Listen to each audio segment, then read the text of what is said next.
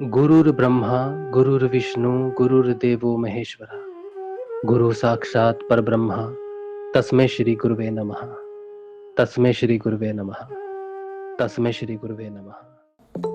बोलो समर्थ सदगुरुदेव संत श्री रामलाल जी सियाग की जय। जय बोलो शिव अवतारी महायोगी बाबा श्री गंगारी नाथ की जय। जय बोलो दशम अवतार कल की अवतार की जय।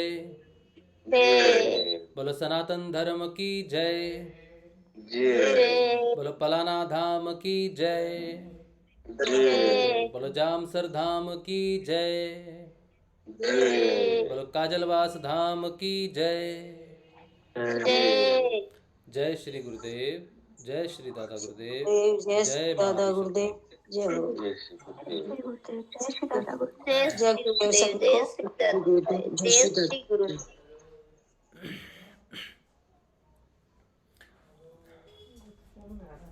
क्या चीज़ है?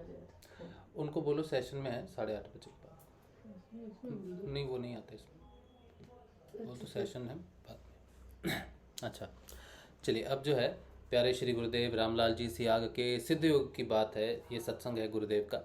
इसमें हम गुरुदेव के जो सिद्ध योग से बदलाव आते हैं, सूक्ष्म आते हैं, अति सूक्ष्म आते हैं, महासूक्ष्म, महासूक्ष्म, और जितने भी हैं वो सारे के सारे अनुभूतियों में जो हमारी होते हैं, जो बदलाव का कारण बनते हैं। क्योंकि सिद्ध योग में मुख्यतः हमारा बदलाव ही महत्वपूर्ण है। अनुभूतियों में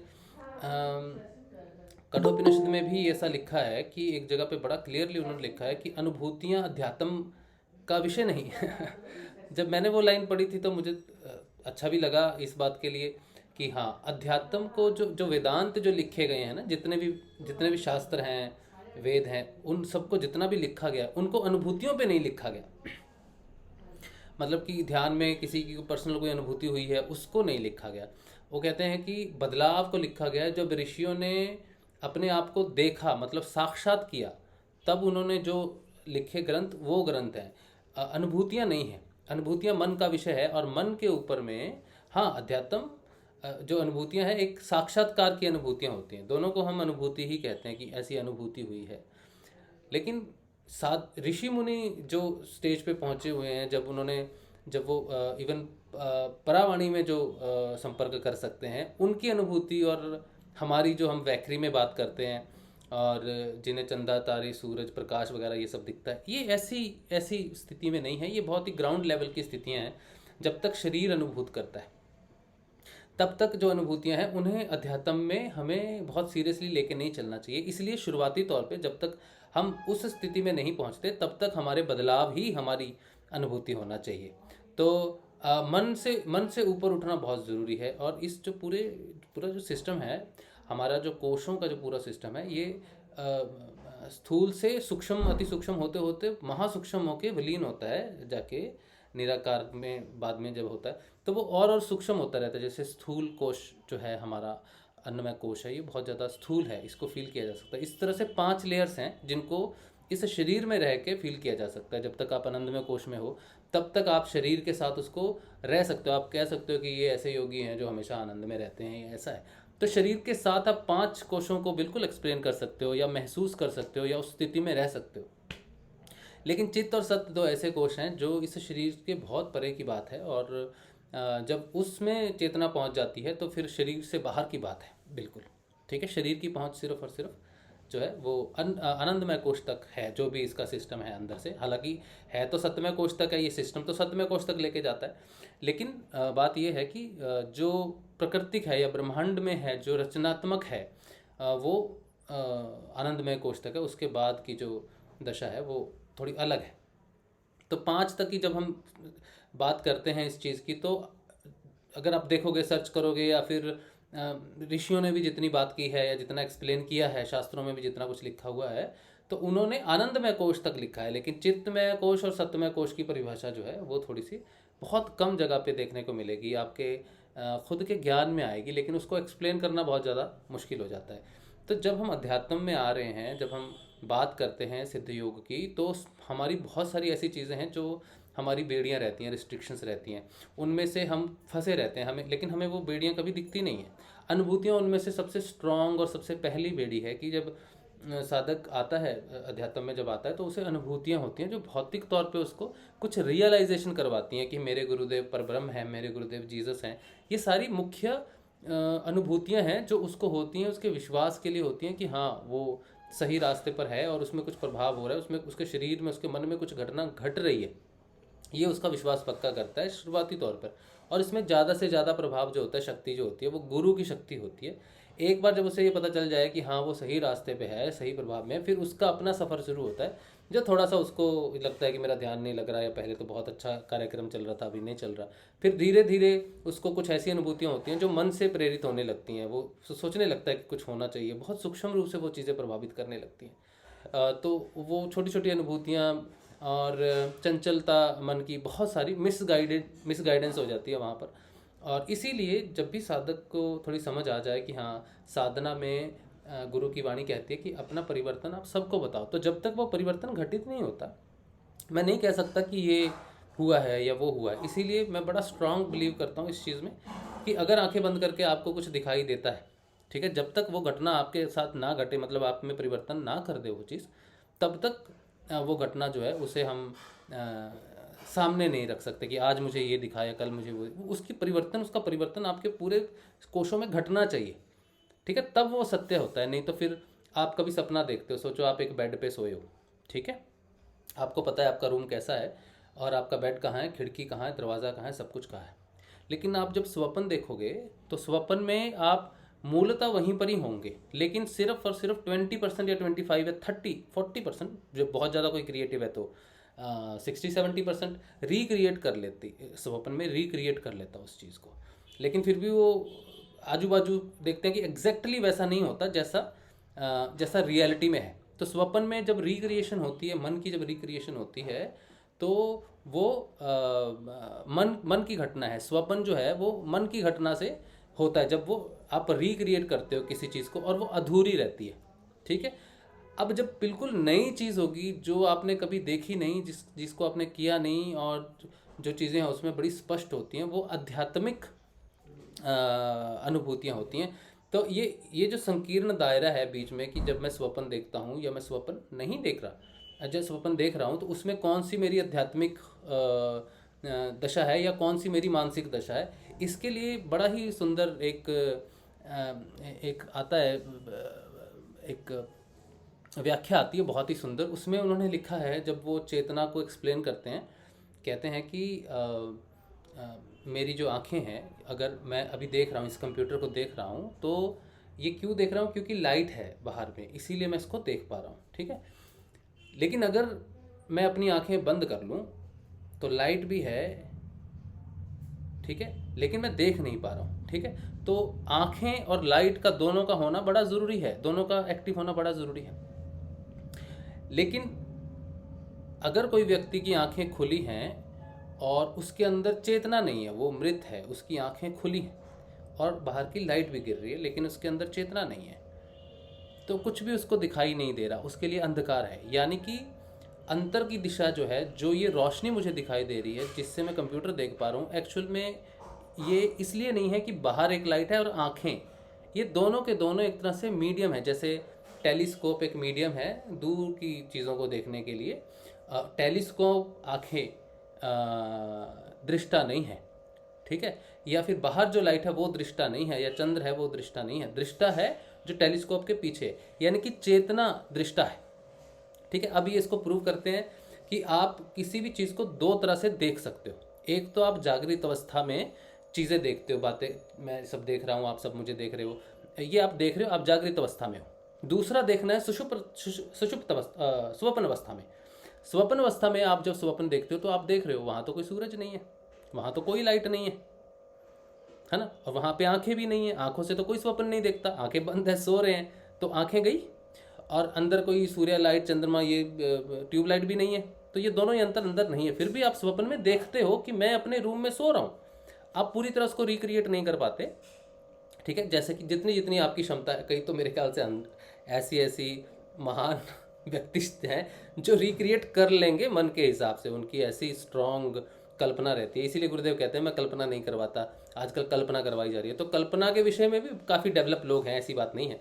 तो जब आप स्वप्न देख रहे हो तो ना आपके पास बाहर की लाइट है, ना आपके पास इंद्रिय जो आपकी आंख है, तो स्वप्न आपकी क्या होगी, छठी इंद्रिय में आ सकती है, लेकिन पंच इंद्रिय से तो आप मुक्त हो गए उस समय। लेकिन अब बात आती है कि वो देखने वाला कौन है, वो उजाला जो है, स्वप्न जो देख रहा है वो कौन है। ठीक है, चलो आप मान सकते हो वो मन है, क्योंकि मन के माध्यम से ही स्वप्न है सारे के सारे, बिना मन के आप स्वप्न में प्रवेश नहीं कर सकते। एक इंद्रिय तो आपको वहां पर चाहिए होती है, लेकिन मन के माध्यम, मन भी स्वयं जड़ है, देख नहीं सकता कुछ भी। ठीक है, अब यहाँ पर बहुत ही वादी की चीज़ है कि मन से देखने वाली वृत्ति जो है वो आत्मा है, जो मन के माध्यम से वो स्वप्न को ग्रहण कर रही है, या फिर चित्त की वृत्तियों में जो एक वृत्ति होती है जिसको कहते हैं स्मृति, स्मृति होती है ना, एक 5 होती हैं, स्मृति, विपर्य, वितर्क, ऐसी 5 होती है, उसमें एक होती है स्मृति, यानी कि जो भी मैंने देखा हुआ है स्मरण आ जाए, वो स्वप्न में भी मन के माध्यम से आ सकता है, स्मरण के माध्यम से आ सकता है कि आज मैंने जो भी किया वही मैंने देख लिया, स्वप्न में देख लिया। तो अब क्या है कि स्वप्न देखने वाला जो है वो है दृष्टा ही, दोनों तरफ आत्मा की वजह से ही होता है, क्योंकि चित्त का भी अपना कोई उजाला नहीं, चित्त भी जड़ है, मन भी जड़ है, फिर भी स्वप्न देख रहे हो, इसका मतलब है कि कहीं ना कहीं आत्मा की अभिव्यक्ति है, आत्मा उसमें प्रस्तुत है। जिस तरह से हम जीवित हैं और हमें देखने की शक्ति है, अगर मृत हो जाए तो देखने की शक्ति नहीं है, तो जीवित अवस्था में भी सदैव जो जिसके माध्यम से कार्य हो रहा है, जो सब कुछ कर रहा है, जिसकी वजह से आंखें चल रही हैं, शरीर चल रहा है, सब कुछ चल रहा है, वो आत्मा है। एक मिनट, तो आत्मा है, और स्वप्न अवस्था में भी आत्मा ही कार्यरत होती है। अब डिपेंड ये करता है कि वो जो देखने वाला है वो उसको प्राइमरी सीट है कि नहीं, वो जागृत है कि नहीं है। कोई साधक, कोई मनुष्य अगर सुषुप्त भी रहता है सारी उम्र, उसकी आत्मा जागृत नहीं भी होती, तब भी काम के पीछे में इंजन जो है या फिर पेट्रोल जो है वो आत्मा का ही है। बिना आत्मा के तो जीवित नहीं रह सकते, स्वप्न नहीं देख सकते, तो आत्मा प्रेरक है पीछे से। अब डिपेंड होता है कि जब साधक जागृत हो जाता है, आत्मा जागृत हो जाती है, तब आत्मा कि वो है तो पहले से ही थी, सुषुप्त में भी थी, लेकिन जागृत होने के बाद वो एक्टिवेशन उसकी ज़्यादा होनी शुरू हो जाती है। अब उसका संपर्क शुरू होता है एक्चुअल में स्वप्न, जब वो देखता है आत्मा, जब आत्मा स्वप्न दिखवाती है तब वो फलीभूत होते हैं, स्वप्न भी फलीभूत होते हैं।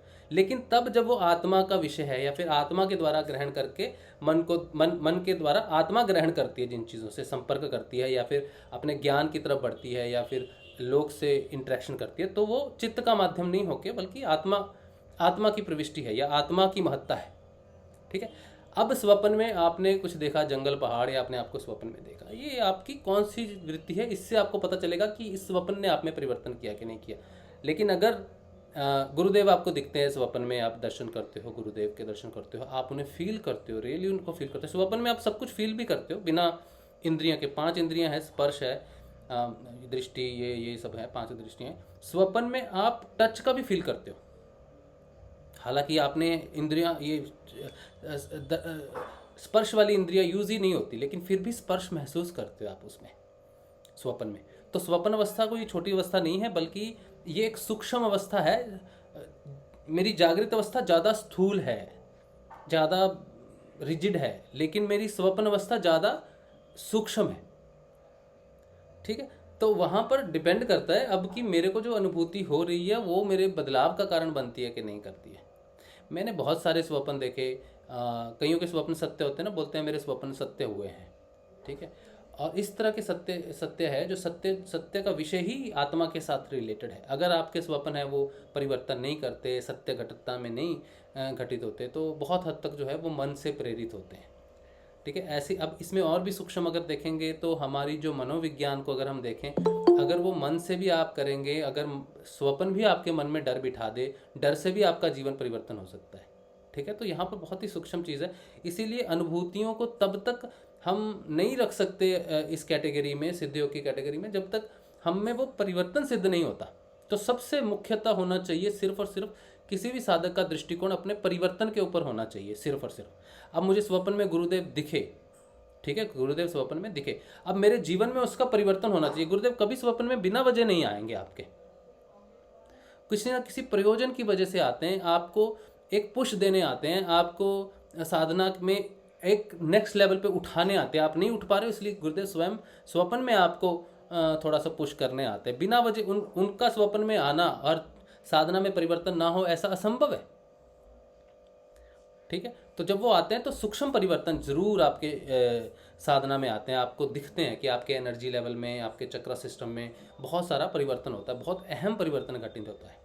तो वो स्वप्न को हम कह सकते हैं कि हाँ, मैं गुरुदेव को मैंने जब स्वप्न में देखा, उसके बाद मेरे जीवन में इस तरह से परिवर्तन आए, या ये चीज़ मैंने फील की, उसके बाद मेरे को शरीर में इस तरह से फील होने लग गया, या इस तरह की पर्टिकुलर क्रियाएं मेरी शुरू हो गई। तो बहुत सारा परिवर्तन आपको होगा। तो बहुत ही सूक्ष्म विषय है, इसीलिए हम हर चीज़ को एनालाइज नहीं कर सकते, हर अनुभूति को एनालाइज नहीं कर सकते कि मेरे सहस्रार में कीड़ियाँ दौड़ रही हैं, मेरे कंठ में ये उठ रहा है, मेरे आगे चक्कर पे प्रेशर पड़ रहा है। मुझे ऐसे प्रश्न पूछते हैं लोग, तो मैं बड़ा क्या कहूँ, मुझे समझ नहीं आता, मैं थोड़ा सा कंफ्यूज हो जाता हूँ कि सारी अनुभूतियाँ किसी को होती नहीं, और सब कोई इतना बड़ा ज्ञानी होता नहीं कि उसको अनुभूतियाँ सबकी एक्सप्लेन कर पाए।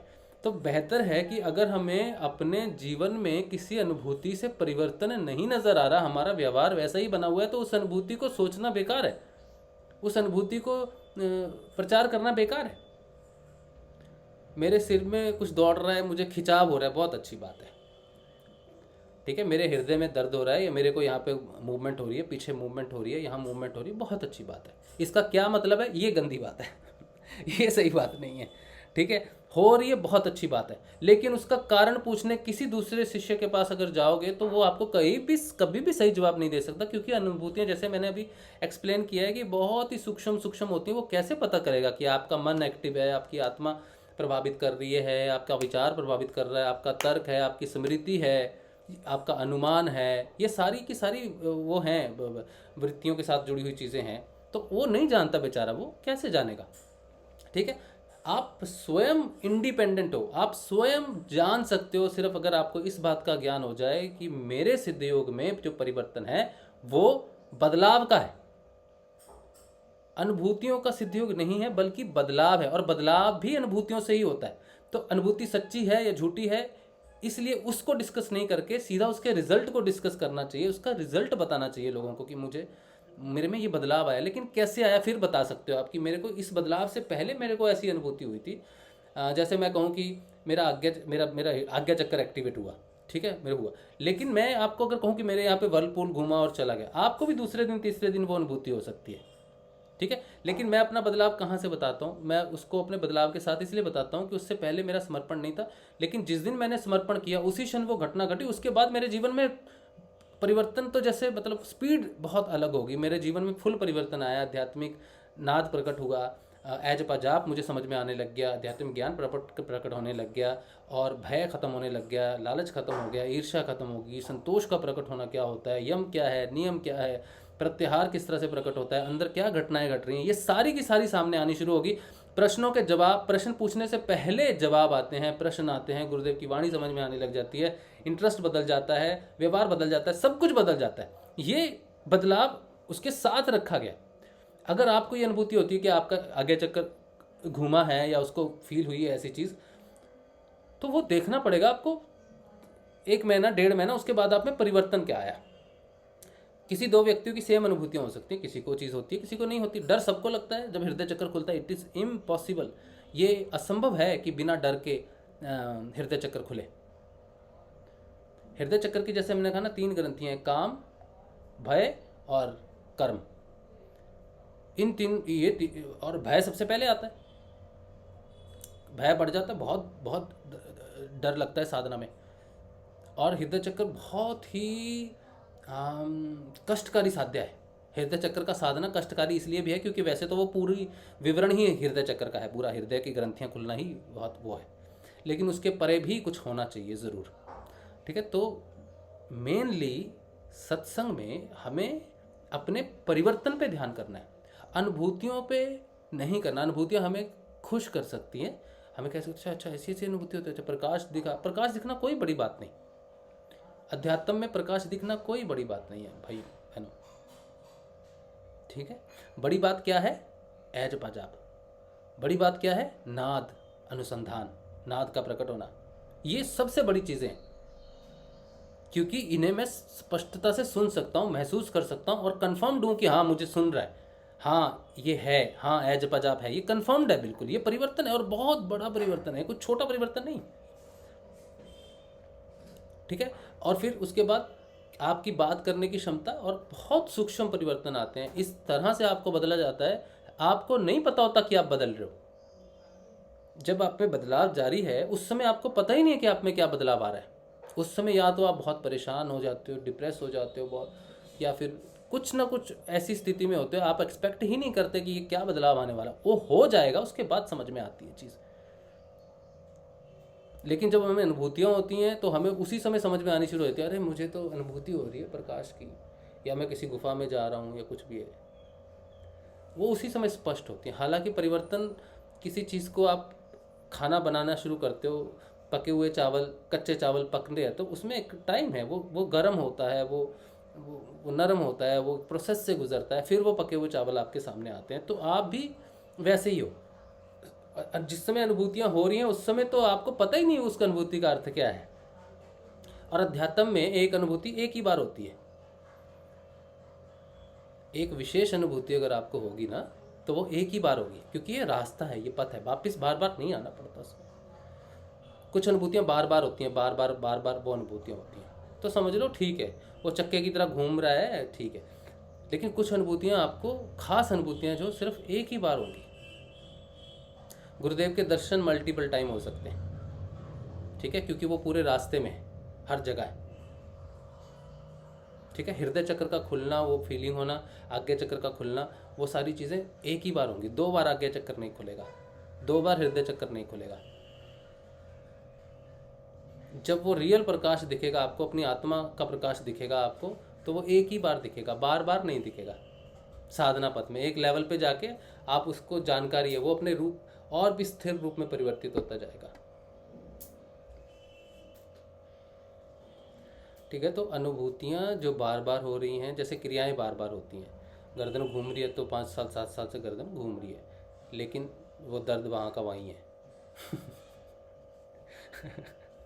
ठीक है। तो कुछ चीज़ें हैं जो बार बार होती हैं, तो उनको उतना सीरियसली नहीं लेना। कि खास करके ये सहस्रार में होने वाली अनुभूतियों को तो ये मत समझो कि आप सहस्रार में पहुंच गए। ठीक है। सहस्रार में होने वाली अनुभूति शरीर की अनुभूति है, स्थूल शरीर जो सबसे ग्राउंड लेवल पे है। यहाँ पे चींटियाँ रेंग रही है, इसका मतलब ये नहीं कि मैं सहस्रार में पहुंचा। सहस्रार ये दिखाने का अर्थ ये है कि शरीर का उस जगह पे चेतना जब पहुंच जाती है। लेकिन मेरी खोपड़ी में अगर चींटियाँ रेंग रही है तो ये मेरी खोपड़ी ही है, ये इसमें हो रहा है, स्थूल शरीर में हो रहा है। मेरे को, मेरी नर्व्स है, मेरे सेल्स हैं जो मेरे बॉडी को कंट्रोल करते हैं, उनमें चिन चिन चिन चिन चिन हो रही, ताकि मेरी बॉडी में कहीं उनका संपर्क है जो वो ठीक कर रहा है, कांटेक्ट हो रहा है मेरी बॉडी का। जहाँ कांटेक्ट नहीं है, कोई पोर्शन ज़्यादा मूव करता है नहीं करता है, या कुछ अंग ऑर्गन्स प्रॉपरली काम नहीं कर रहे हैं, उनके सेल्स का कनेक्शन हो रहा है, बातचीत हो रही है, एक्टिवेट हो रहा है। अच्छा भैया, हाँ ठीक है, काम ठीक नहीं चल रहा, ठीक करो भाई, क्या है तुम्हारा अपर डिपार्टमेंट है, ठीक से इन्फॉर्मेशन रिसीव नहीं करता है, ये है वो, तो आपको वो चींटियाँ रेंग सकती हैं। शरीर में होने वाली अनुभूतियां आपको सहस्रार में नहीं लेके जाती हैं या मूलाधार में नहीं गिरा देती। ठीक है। इसीलिए अनुभूतियों को लेके आधा घंटा फ़ोन पे बर्बाद करना या 1 घंटा फ़ोन पे बर्बाद करना और तसल्ली प्राप्त करना, और फिर वापस वही प्रश्न 15 दिन बाद, 20 दिन बाद, फिर वही प्रश्न, कीप ऑन रिपीटिंग दोज प्रश्न, दिस इंटरेस्ट खत्म हो जाएगा। आपका भी सिद्ध योग में और दूसरे का भी सिद्ध योग में इंटरेस्ट खत्म हो जाएगा। सिर्फ परिवर्तन की बात करो कि आप में कोई परिवर्तन आया है। अगर अभी भी डर लगता है आपको, ठीक है, अभी भी है, डर लगता है बहुत साधकों को, तो समझ लो अभी हृदय चक्र में प्रवेश नहीं हुआ। चाहे मेरे सहस्रार पे चींटियाँ रेंग रही हैं, लेकिन मुझे डर लगता है, भय लगता है। और फिर उसके बाद काम की ग्रंथि खुलेगी, उसके बाद कर्म की ग्रंथि खुलेगी। तो अगर वो मेरे में बदलाव करती है तब मैं उस बात को मानूँ ना। शांति नहीं, और जैसे जैसे वो होता जाएगा शांति प्रस्तुत हो जाएगी। एक बार डर खत्म हो गया तो असीम शांति प्रकट होगी। उसके बाद काम समझ में आ जाए आपको, असीम शांति प्रकट होगी, संतोष प्रकट होगा। कर्म आपको समझ आ जाए कि कर्म, निष्काम कर्म क्या होता है और धर्म कर्म क्या होता है। लोग कहते हैं धर्म कर्म ही महान कर्म है, लेकिन धर्म कर्म महान कर्म नहीं है। धर्म का अर्थ है रिश्ते नाते निभाना, ये एक मजबूरी है आपकी, सिंपल सी बात है। अगर आप नहीं निभाओगे तो आप लांछन और गिल्ट फील करोगे, ठीक है। लेकिन निष्काम कर्म होना चाहिए, निष्काम, जिसकी कोई भी इच्छा से ना किया जाए, वो सबसे ज़्यादा वो है आपकी ग्रंथि हृदय की, निष्काम कर्म वाली। जब वो होना शुरू हो जाएगा तब आपकी ग्रंथि खुलेगी। लेकिन इतनी आसान नहीं है, बहुत सारी चीज़ों से आप वैसे ही थोड़ा साधना में समय लगता है, 12 वर्ष का समय लगता है। गहन साधना जब करता है कोई, सीरियसली जब कोई साधना करता है, 12 वर्ष लग जाते हैं, 18 लग सकते हैं, 24 लग सकते हैं, ठीक है। तो साक्षात्कार के बिना बदलाव संभव नहीं है। साक्षात्कार का मतलब अनुभूति नहीं है, साक्षात्कार का मतलब है जीवन में घटना घटनी चाहिए, जीवन के अंदर घटना घटनी चाहिए, रियल दिखना चाहिए आपको, ये घटना हुई है, वो साक्षात्कार है। स्वप्न में बैठ के उसको साक्षात्कार नहीं कहते। हाँ, मुझे भगवान साक्षात हुए, वो एक अनुभूति है। लेकिन साक्षात्कार का अर्थ है कि जीवन में घटना घट रही है, आप भौतिक जीवन में देख रहे हो। अगर ऐसा नहीं है तो ऋषि अरविंदो का जो पूरा योग है ना, ये बिल्कुल ज़ीरो हो जाएगा। क्योंकि ऋषि अरविंदो ने साफ मांगा है कि मुझे जो बदलाव चाहिए वो जड़ में चाहिए, मुझे बदलाव जड़ में चाहिए। उनकी साफ डिमांड है, एक ही है, जड़ में बदलाव चाहिए। उनका अर्थ है कि ये शरीर दिव्य शरीर होना चाहिए। जब आप मुझे देखो या जब मैं आपको देखूं तो मुझे महसूस होना चाहिए कि ये शरीर तो डिवाइन है।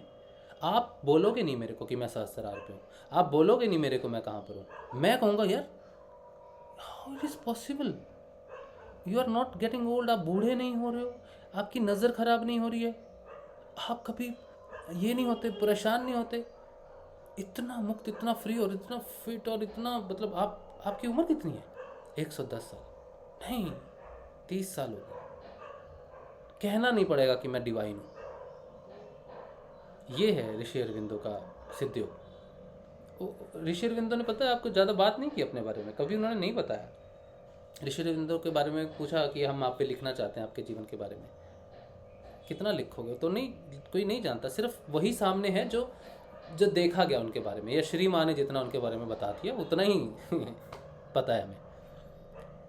क्योंकि वो इस चीज़ में विश्वास ही नहीं करते थे कि मेरी लाइफ सुनने से या फिर करने से भौतिकता में आपका कंसर्न मेरी लाइफ पे ध्यान देना नहीं है, बल्कि मैंने जो दिया है उस पर, अपनी लाइफ पे ध्यान देना ज़्यादा ज़रूरी है।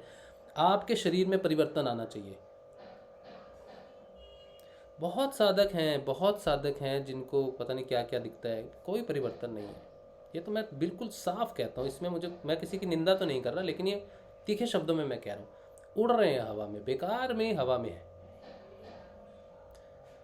बेकार में ही हवा में, और इतने भ्रमित हैं, क्या कहें, कुछ आइडिया, कुछ कह नहीं सकते।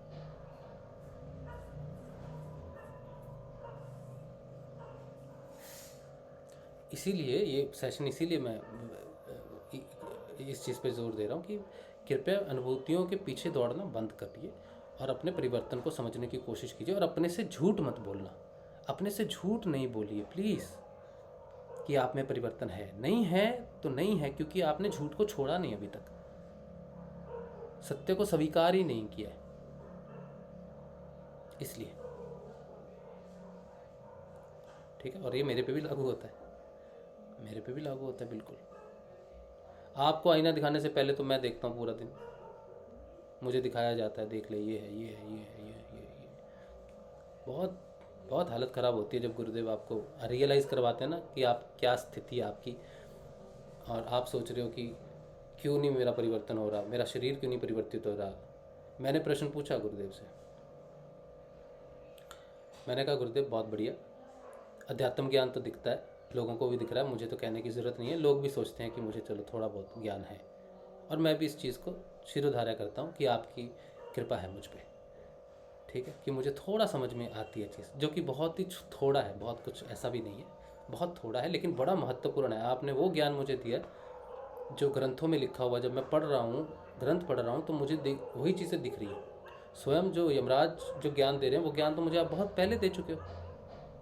हाँ, विस्तृत हो रहा है और ज़्यादा, लेकिन आप दे चुके हो, बता चुके हो। लेकिन मुझे एक बात समझ नहीं आती कि शरीर में बदलाव नहीं होते। शरीर में रोग बढ़ रहा है, क्यों? शरीर की प्रॉब्लम है, क्यों? सत्संग करवाते हो, नाम जपाते हो, प्रचार करवा रहे हो, सब करवा रहे हो, लेकिन कहाँ है अड़चन? तब आईना दिखा दिया, साफ आईना दिखा दिया कि यहाँ है अड़चन, यहाँ है प्रॉब्लम। तुम्हारा सिद्ध योग निष्काम नहीं है। ये मेरा आईना है, ये मुझे दिखा है। क्योंकि मैं आप सबको इतना कुछ बोल रहा हूँ, आप सोच रहे हो कि पता नहीं क्यों ऐसा बोल रहा, तो मैं भी आपको बता दूँ, मुझे गुरुदेव की तरफ से जो जवाब मिला वो ये मिला कि तुम्हारा सिद्ध योग निष्काम नहीं है। हम सोचते हैं ना, हम सब कर रहे हैं, ये सुबह ध्यान कर रहे हैं, वो कर रहे हैं, उसके बाद अगर अच्छा मैं क्यों मानूं गुरुदेव कि मैं तो पूरी श्रद्धा से लगा हुआ हूँ। मैं खुद जानता हूँ कि मैं पूरा सच्ची में श्रद्धा से लगा हुआ, मुझे कोई कमी दिखती नहीं थी। लेकिन वो परमात्मा है ना, वो जब दिखाता है कि ये देख ले, ये है, और सच्ची में लग रहा है इतनी बड़ी खाई है। इतनी बड़ी खाई गुरुदेव, हाँ इतनी बड़ी खाई है बेटा। फिर लज्जा भी आती है, लेकिन लज्जा के साथ साथ प्रसन्नता भी होती है कि अब आगे बढ़ गए। यानी कि दूर से चांद दिखता है बिल्कुल सफ़ेद, थोड़ा पास देखो तो उसमें गड्ढे दिखेंगे, थोड़ा और पास देखेंगे तो पता चलेगा ये तो पूरा गोल नहीं है। दूर से गोल दिखता है, पूरा गोल तो नहीं है। तो बहुत सारे रहस्य खुलेंगे उसके, जैसे जैसे नज़दीक जाएंगे। तो जैसे जैसे हम अपने सिद्ध योग के नज़दीक जाएंगे, हमें पता चलेगा कि क्या कमियां हैं हमारे अंदर। लेकिन ये होगा तब जब हम स्वाध्याय करेंगे, गुरुदेव से पूछेंगे कि गुरुदेव मार्गदर्शन करो, क्यों नहीं हो रही ये सारी चीज़ें। हर चीज़ में हमारी कोई ना कोई त्रुटि रहती है जिसकी वजह से वो चीज़ फलित नहीं होती।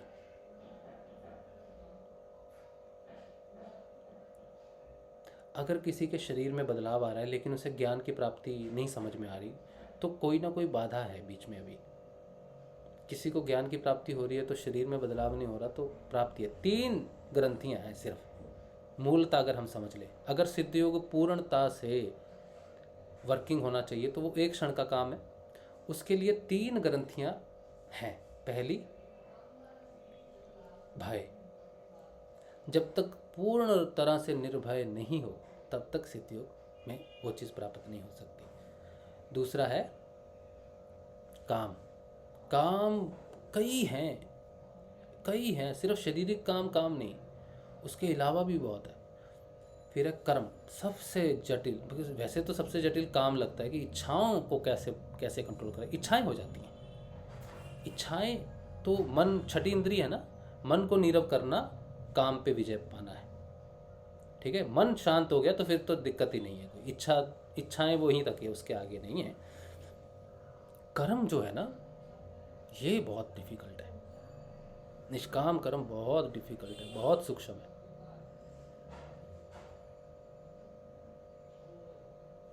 बहुत सूक्ष्म है। ठीक है, तो निष्काम जब तक नहीं होगा सिद्ध योग, तब तक कहीं ना कहीं कोई ना कोई चीज़ नहीं प्राप्त हो सकती हमें। ठीक है, तो आप सबको जब मैं बोल रहा हूँ आप ऐसे हो तो मैं भी वैसा ही हूँ। मैं भी आपके जैसे ही, मुझे भी पढ़ती है, ऐसी पढ़ रही है, क्योंकि ये सत्य स्टेज है, ये सत्संग है। यहाँ पर एक्सेप्टेंस करना ऐसा लगता है कि मैं आपके सामने नहीं कर रहा एक्सेप्टेंस, मैं गुरुदेव को सर्वधार्य करके कर रहा हूँ। जब मैं आपको बोलता हूँ तब भी मैं गुरुदेव को सर्वधार्य करके बोलता हूँ। फीलिंग बिल्कुल सच्ची फीलिंग होती है, इसीलिए मैं फ़ोन पे बात नहीं करता। कोई मुझे फ़ोन करता तो मैं कहता हूँ आप 7 बजे वाले सत्संग में आओ, वहाँ पे मैं नहीं हूँ और आप नहीं हो। आपकी उम्र क्या है इससे फ़र्क नहीं पड़ता, आप बच्चे हो, बड़े हो, बूढ़े हो, कोई फ़र्क नहीं पड़ता। उस बात का बिल्कुल ध्यान नहीं रखा जाएगा कि आप कैसे हो। सिर्फ आपको एज ए आत्मा कंसीडर करके ही आपसे बात की जाएगी। लेकिन फ़ोन पे बात करोगे ना, तो आप बड़े हो, बुज़ुर्ग हो, रिस्पेक्ट है, ये है, तब आपको सच्चाई कभी मालूम नहीं होगी, कभी मालूम नहीं होगी। फिर आप डॉक्टर हो, कोई इंजीनियर है, कोई गवर्नमेंट, कहता हूँ मैं गवर्नमेंट में हूँ, पहले वो इंट्रोड्यूस ही करता है कि मैं गवर्नमेंट अधिकारी हूँ। इंट्रोडक्शन अपने से पहले अपने पद की इंट्रोडक्शन होती है। अब क्या सच बोलेंगे आप किसी से? तो यहाँ पर कोई पद नहीं है, यहाँ पर कोई उम्र का तकाजा नहीं है, सब बिल्कुल ट्रांसपेरेंट है, एब्सोल्युटली। निष्काम कर्म की एटलीस्ट एक ही भूमि है, एक ही घंटा 1.5 घंटा हमारे पास है जब हम निष्काम कर्म में बैठे हैं इस समय, ठीक है। लेकिन ये 24 घंटे में होना चाहिए। तो ऐसी बहुत सारी चीज़ें हैं। अब ये सारी चीज़ें मैंने जो भी बोली हैं, वैसे होप कि सबको, सब पे लागू हो ये सारी चीज़ें, और सारे अपने परिवर्तन की तरफ, अगर परेशान नहीं होना, सबसे पहली बात कि मेरे में तो परिवर्तन हो नहीं रहा, सब कुछ घटित हो रहा है, शांत हो जाओ बस, थोड़े से शांत हो जाओ। एक गुरु भाई हैं, उन्होंने मैसेज दिया मुझे, यूट्यूब पे एक मैसेज दिया। अब मैं मैसेज को देख के पढ़ूं, हंसूं या क्या करूं, मुझे समझ नहीं आ रहा था उस समय कि ये, एक तो वो बहुत ही खुले तौर पे वो चीज़ एक्सेप्ट कर रहे हैं। इस बात के लिए तो आपको सलाम है कि आपने खुले तौर पे ये भी एक्सेप्ट कर ली, वरना लोग ये एक्सेप्ट ही नहीं करते, ये दृष्टा ही नहीं होता उसके अंदर कि ये है, एक्सेप्टेंस नहीं होती, ठीक है। इन्होंने कहा कि समस्या है इनकी ये कि दूसरे की संपत्ति देख के ईर्ष्या होती है, क्या करें। तो मूल ये है कि ईर्ष्या का क्या करें। तो संपत्ति की ही क्यों, संपत्ति निकाल देते हैं, मूल रखते हैं ईर्ष्या क्यों, किसी दूसरे के प्रति ईर्ष्या क्यों होती है, ठीक है। तो ये सिद्ध योग में सबसे पहले जब आपका हृदय ओपन होता है, हृदय चक्र ओपन होता है, तो ईर्ष्या हृदय का ही विषय है, लेकिन बंद हृदय है, खुला हुआ नहीं है। जिस दिन हृदय खुल जाएगा उस दिन यम और नियम आप में डेवलप होगा, ठीक है। उस दिन वो ईर्ष्या खत्म हो जाएगी, उसके अलावा आप उस पर कंट्रोल नहीं कर सकते, अगर वो वृत्ति में है या चित्त में है या कर्मों के हिसाब से है। लेकिन आप ये समझ लो कि ईर्ष्या आपका हिस्सा नहीं है, वो आपके शरीर के साथ, आपकी इंद्रियों के साथ, या फिर आपके मन के साथ, चित्त के साथ रिलेटेड है, आत्मा के साथ नहीं है।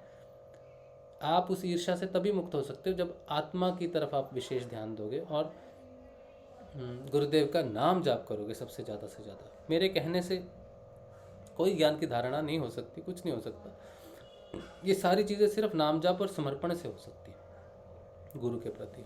मेरे में तो वही हुआ, मैं आपको हमेशा बोलता हूँ ये चीज़ कि मेरे में अगर कोई बदलाव है तो वो समर्पण से है। नाम जब 5 साल मैंने किया, वो 5 साल मुझे एटलीस्ट वहाँ पर लेके आया, समस्याएं बढ़ा दी, सब कुछ बढ़ा दी। जब तक मुझे समझ में नहीं आएगा ना, वो समस्या बढ़ेगी, कम नहीं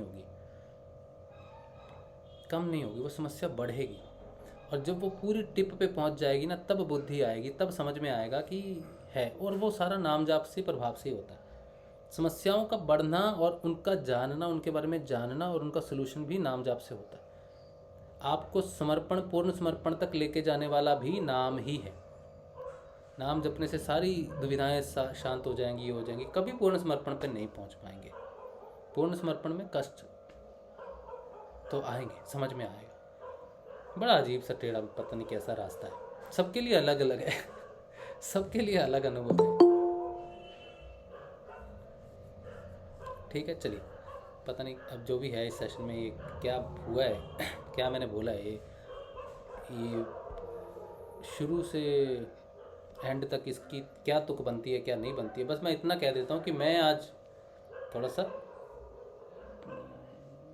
इस विषय में, मुझे सुबह से शाम तक, अभी जब मैं आपसे बात कर रहा हूँ, तो एक मुझे बहुत स्पष्ट क्लियर चीज़ें दिखाई दी आज, जो कि बहुत सूक्ष्म है मेरे लिए है, लेकिन वो बहुत ही सूक्ष्म है। लेकिन मुझे दिख गया कि हाँ, ये समस्या थी मेरे साथ, ये प्रॉब्लम थी मेरे साथ। तो अब मैं उस चीज़ से, उस बेड़ी से एटलीस्ट मुक्त समझता हूँ अपने आप को। लेकिन ये कोई अनुभूति नहीं है कि मैं आपको बताऊं कि ये कोई अनुभूति है। मैं ये कह सकता हूँ कि मेरे प्रश्न का मुझे जवाब मिला है और इसको जग जाहिर किया नहीं जा सकता। मैं इस चीज़ को, ये बहुत ही सूक्ष्म है, सूक्ष्म चीज़ को तो आप सामने नहीं रख सकते। लेकिन ये अब बदलाव जब होगा इसका, और बदलाव देखो, बदलाव उसी क्षण शुरू हो जाता है। जैसे आज वो आईना दिखा, जब वो आईना दिखा, जब तक तो मैं उस सदमे में रहा कि ये कैसे हो सकता है। मतलब बहुत सदमे में रहा हूँ मैं आज, थोड़ी देर के लिए सदमे में। मतलब कि आप जाते हो मैनेजर की नौकरी के लिए, आपकी इंटरव्यू होती है, बोलते आपको गेटमैन की नौकरी मिलती है, तो आप क्या बोलोगे, यार गेटमैन के लिए आप मेरी इंटरव्यू ले रहे थे, या आप गेटमैन के लिए जाओ और आपकी इंटरव्यू, आपको मैनेजर बनाया जाता है, तो आपकी दशा क्या होगी? मतलब बिल्कुल जो आप एक्सपेक्ट नहीं करते जिस चीज़ को, वो अगर सामने हो जाए तो कैसी दशा हो जाएगी? आप थोड़े से तो सोचोगे क्या है। फिर वो शोधन अगर स्वाध्याय कर लिया ठीक से तो मुक्त हो जाएंगे बेड़ी से मुक्त करना ही गुरुदेव का कार्य है। और वो जो होगा तब दो होगा, एक क्लिष्ट और एक क्लिष्ट। या तो अक्लिष्ट रह के समझ लो उस चीज़ को, या उस चीज़ को क्लिष्ट रूप से धारण कर दो। और ये तब होगा जब गुरुदेव पे पूर्ण विश्वास होगा, जब ये समझा जाएगा कि मेरा जीवन, मेरी मृत्यु, मेरे कर्म और मेरा सब कुछ गुरुदेव से बढ़कर नहीं है। गुरुदेव कभी गलत नहीं हो सकते। अगर मुझे चीज़ नहीं समझ में आ रही, मुझे उनका उत्तर समझ में नहीं आ रहा, तो इसका अर्थ है कि गुरुदेव कभी गलत नहीं हो सकते। उनकी वाणी कभी गलत नहीं हो सकती। उन्होंने जो कह दिया वो होना ही होना है। इसके विषय में ना बड़ी अच्छी बात है कि कृष्ण कभी झूठ नहीं बोलते। कृष्ण कभी झूठ नहीं बोलते। तो जब मैंने ये बात गुरुदेव से कही कि गुरुदेव ये अभी रिसेंटली ये बात है, मैंने मन से गुरुदेव से पूछा, अपने पढ़ते समय या कुछ ध्यान में मैंने पूछा गुरुदेव से कि गुरुदेव ये क्या है कि एक रिक्त सत्य है जिसका कोई विपरीत नहीं है, झूठ। एक सत्य है जिसका झूठ है विपरीत। ठीक है, ये बात मुझे समझ में आती है। कृष्ण सरेआम झूठ बोलते, झूठ बोला उन्होंने कई जगह पे, ठीक है, दिखता है। तो उनको बहुत सारे नामों से पुकारा जाता है, ठीक है, जैसे उनको रणछोड़ बोल दिया, और क्या बोलते हैं उनको, एक और झूठ बोलने पे क्या बोलते हैं उनको, माया भी है, और भी बहुत कुछ बोलते हैं, ठीक है। लेकिन असल में कृष्ण कभी झूठ नहीं बोलते, वो रिक्त सत्य बोलते हैं। वो सत्य नहीं बोलते जिसका ऑपोजिट झूठ नहीं है, वो हमेशा रिक्त सत्य बोलते हैं। इसका अर्थ ये है कि अगर वो कहें, सामने खड़े होकर कहें कि अगर मैं कहूँ, पहले मैं अपना झूठ सत्य बता देता हूँ। अगर मैं कहूँ कि मैं भालू हूँ, ठीक है, तो ये साफ दिखने वाला झूठ है। अगर कृष्ण आपके सामने खड़े और कहें मैं भालू हूँ, तो जो मेरे लिए झूठ है वो उनके लिए झूठ नहीं है, क्योंकि वो हैं वो इस चराचर में है, सब जगह पे है। तो जो मुझे झूठ दिख रहा है, क्योंकि मेरा झूठ और सत्य है, उनका सिर्फ रिक्त सत्य ही है। वो सिर्फ और सिर्फ सत्य ही बोलते हैं। कुछ भी आप कोई भी स्टेटमेंट ले लो कृष्ण की, वो गलत नहीं हो सकती, कभी भी नहीं हो सकती, क्योंकि जो वो कहेंगे वो स्वयं है।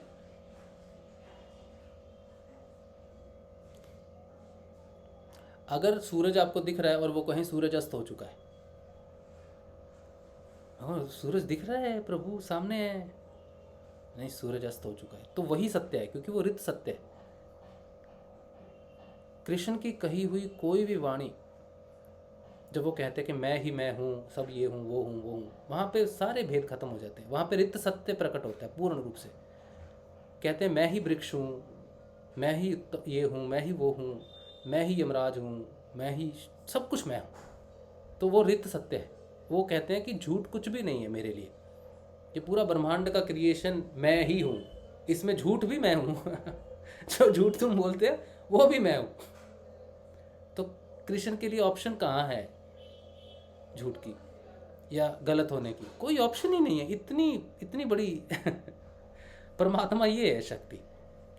लेकिन कभी मैंने उस पॉइंट ऑफ व्यू से कभी उनको सोचा नहीं, देखा नहीं। लेकिन तब तक नहीं उनको जान पाया। अगर वो कहते भी कि मैं सत्य ही हूँ, तब भी नहीं मान पाता अगर मैं रित सत्य के बारे में नहीं जानता कि सत्य झूठ तो एक कॉइन के दो सिक्के हैं, लेकिन एक और भी है जिसका कोई कॉइन नहीं है, जिसकी कोई साइड नहीं है, वही है बस, उसके अलावा कुछ नहीं है वहाँ पर। उसका कोई अल्टरनेटिव नहीं है, उसका कोई कंपैरिजन नहीं है, कुछ नहीं है, तो वो हमेशा ही सत्य है। ये इसीलिए अगर आप मानते हो ना कि आपके गुरुदेव सत्य हैं, कृष्ण है, अगर आप मानते हो आपके गुरुदेव कृष्ण है, तो समझ लो उन्होंने जो भी कहा है वो सत्य है। वो किस लेवल पे कहा है ये जानने की बुद्धि मेरे पास नहीं है, ज्ञान मेरे पास नहीं है। यही एक्सेप्ट करना सबसे बेहतर है। इसीलिए जब आईना दिखे, जब कहे कि लोग नाम जपते हैं उनमें परिवर्तन आते हैं, मैं भी जपता हूँ, मेरे में परिवर्तन नहीं आता। एक आदमी यहाँ बैठ के बकवास कर रहा है आपके परिवर्तन करो परिवर्तन, हमें परिवर्तन दिखता नहीं है, तो आप हमें परिवर्तन क्यों नहीं दे रहे? ये सब हमारी कहीं कमी है। क्योंकि गुरुदेव ने अगर कहा है कि परिवर्तन आएगा, इसी क्षण आएगा, तो वो बिल्कुल सत्य है। जब भी कभी जीवन में लगे कि मैं सिद्धयोग ठीक से नहीं कर पा रहा हूँ, या फिर मेरे को अनुभव नहीं हो रहे हैं, परिवर्तन नहीं हो रहे हैं, क्या है, और फिर अपने आप को गिल्ट भी नहीं करना कि मेरे में बहुत कमी है। बस ये समझ लो कि परिवर्तन हो रहा है, लेकिन मेरे ज्ञान की सीमा में नहीं है, मेरी बुद्धि की सीमा में नहीं है। लेकिन गुरुदेव पे हमेशा विश्वास कायम रखना। इस जिस दिन पूर्ण विश्वास काम हो जाएगा, आस्था एक ऐसी चीज़ है जो कभी भी, आस्था इतनी मजबूत है जो कभी नहीं विभाजित होती, कभी नहीं विभाजित होती। जो विभाजित होती है वो आस्था नहीं। असल में आस्था बहुत ही पवित्र चीज़ है। हम जब डगमगाते हैं तो हमारा स्तर है डगमगाने का। हम किसी, जैसे हम सत्य को बर्बाद नहीं कर सकते, सत्य सत्य ही रहता है हमेशा, वैसे ही आस्था आस्था ही रहती है। हम जानते नहीं कि असल में आस्था होती क्या है। आस्था कभी नहीं डिवाइड हो सकती, क्योंकि ये उसकी बात कर रहा हूँ जो सच्ची में आस्था को धारण करता है। अगर हम अपनी आस्था की बात करें, साधारण इंसान की, भाई तुम तो इधर भी जाते हो, तुम्हारी तो आस्था डिवाइडेड है। आस्था नहीं, मेरा विश्वास नहीं है, मेरा उस पर विश्वास नहीं है। विश्वास और आस्था दो अलग चीज़ें हैं, नहीं तो एक ही शब्द होता, या आस्था या विश्वास, लेकिन दो अलग है। मेरे विश्वास एक आधार हो सकता है आस्था के लिए। तो जहाँ विश्वास ही नहीं है, जहाँ आधार ही नहीं है, वहाँ आस्था कहाँ से प्रकट होगी। मैं सुबह हनुमान जी का और शाम को गणेश जी का पूजन करता हूँ। गणेश जी ये दे दो, सुबह तो हनुमान जी से तो हुआ नहीं, फिर हो गया सुबह हनुमान जी, गणेश जी तो रात भर हुआ नहीं। तो इस तरह से चक्कर चलता है। तो ये आस्था नहीं है कि मेरी गणेश जी पे आस्था है, मेरी हनुमान जी पे आस्था है, नहीं, मेरा विश्वास नहीं है, मेरा विश्वास नहीं है। जहाँ पर विश्वास का स्तर बेस आ गया, वहाँ पर आप आस्था की बिल्डिंग बना सकते हो, वहाँ पर आस्था को खड़ा कर सकते हो। और आस्था ऐसी चीज़ है, ऐसी चीज़ है जो हिलती नहीं, जो जिसको डगमगाया जा ही नहीं सकता। अगर आपकी आस्था पक्की हो गई, गुरुदेव पे विश्वास पक्का हो गया कि ये सत्य ही है, झूठ नहीं है, ये पक्का हो गया, तो आस्था उस पर जब डेवलप होगी, तब आप मंदिर, मस्जिद, नमाज पढ़ने जाओ, हज पे जाओ, आप मंदिरों में जाओ, घंटियाँ बजाओ, जहाँ मर्जी जाओ, जो मर्जी तिलक लगाओ, सिंदूर लगाओ, जो भी करो, कुछ भी प्रभाव ही नहीं पड़ेगा। कोई चीज़ का प्रभाव आपके मस्तिष्क पे नहीं पड़ेगा, कुछ भी नहीं है। बस आप ओपन हो गए, आप मुक्त हो गए हो सारे बंधनों से, सारे बंधनों से मुक्त हो गए हो, सारे जगहों से। जो जगह मेरा घर है वही बाहर है, जो मंदिर है वही मस्जिद है, जो आकाश है वही धरती है। वो अब कुछ नहीं हो सकता। सर्वव्यापक वाली बात है ये, कि कहीं जाने से, कहीं किसी को मानने से, किसी के आगे सिर झुकाने से, किसी की बात सुनने से, कुछ भी करने से, बस मेरी आस्था गुरुदेव ही है। और इस बात का एक्सप्लेनेशन देने की ज़रूरत नहीं पड़े, एक्सप्लेनेशन गुरुदेव को देने की ज़रूरत ना पड़े। ये ऐसी है आस्था, अपने आप में सर्वव्यापक, अपनी बस है, उसको एक्सप्लेन नहीं कर सकते आप, या उसकी हाजिरी नहीं दे सकते, या उसको कह नहीं सकते कि नहीं गुरुदेव मैं गया हूँ, लेकिन मैंने आपका मंत्र जपा है वहाँ पर जाके। मैं मंदिर में बैठा था, मेरे मम्मी पापा कह रहे जी हवन डालो, मैं तो गुरुदेव का ही मंत्र डाल रहा था, ये कर रहा था। जब मैं ये सोचता हूँ कि यहाँ पर माँ लक्ष्मी का हवन हो रहा है, लेकिन कहते चलो माँ लक्ष्मी का हवन है, बोलो ओम नमो लक्ष्मी नारायणाय नमः, या कुछ भी जो भी होता है वो कर रहा, लेकिन मैं नहीं कर रहा था वो। मैं क्या कर रहा था? गुरुदेव का मंत्र मैंने नहीं किया। तो यहाँ पर ना तो विश्वास है, ना आस्था का कोई सवाल उठता है। यहाँ पर आस्था का सवाल ही नहीं उठता कि आपकी गुरुदेव पे आस्था है। यहाँ पे सवाल उठता है कि आपका विश्वास नहीं है। कहा है ना ओम नमो लक्ष्मी नारायण नमः, ओम नमो लक्ष्मी नारायण नमः, वही करके आ जाओ बस। लेकिन आपके अंदर बड़ी क्लैरिटी होनी चाहिए इस चीज़ की कि मैं गुरुदेव का हूँ सिर्फ, और इसमें भी मेरे गुरुदेव ही हैं।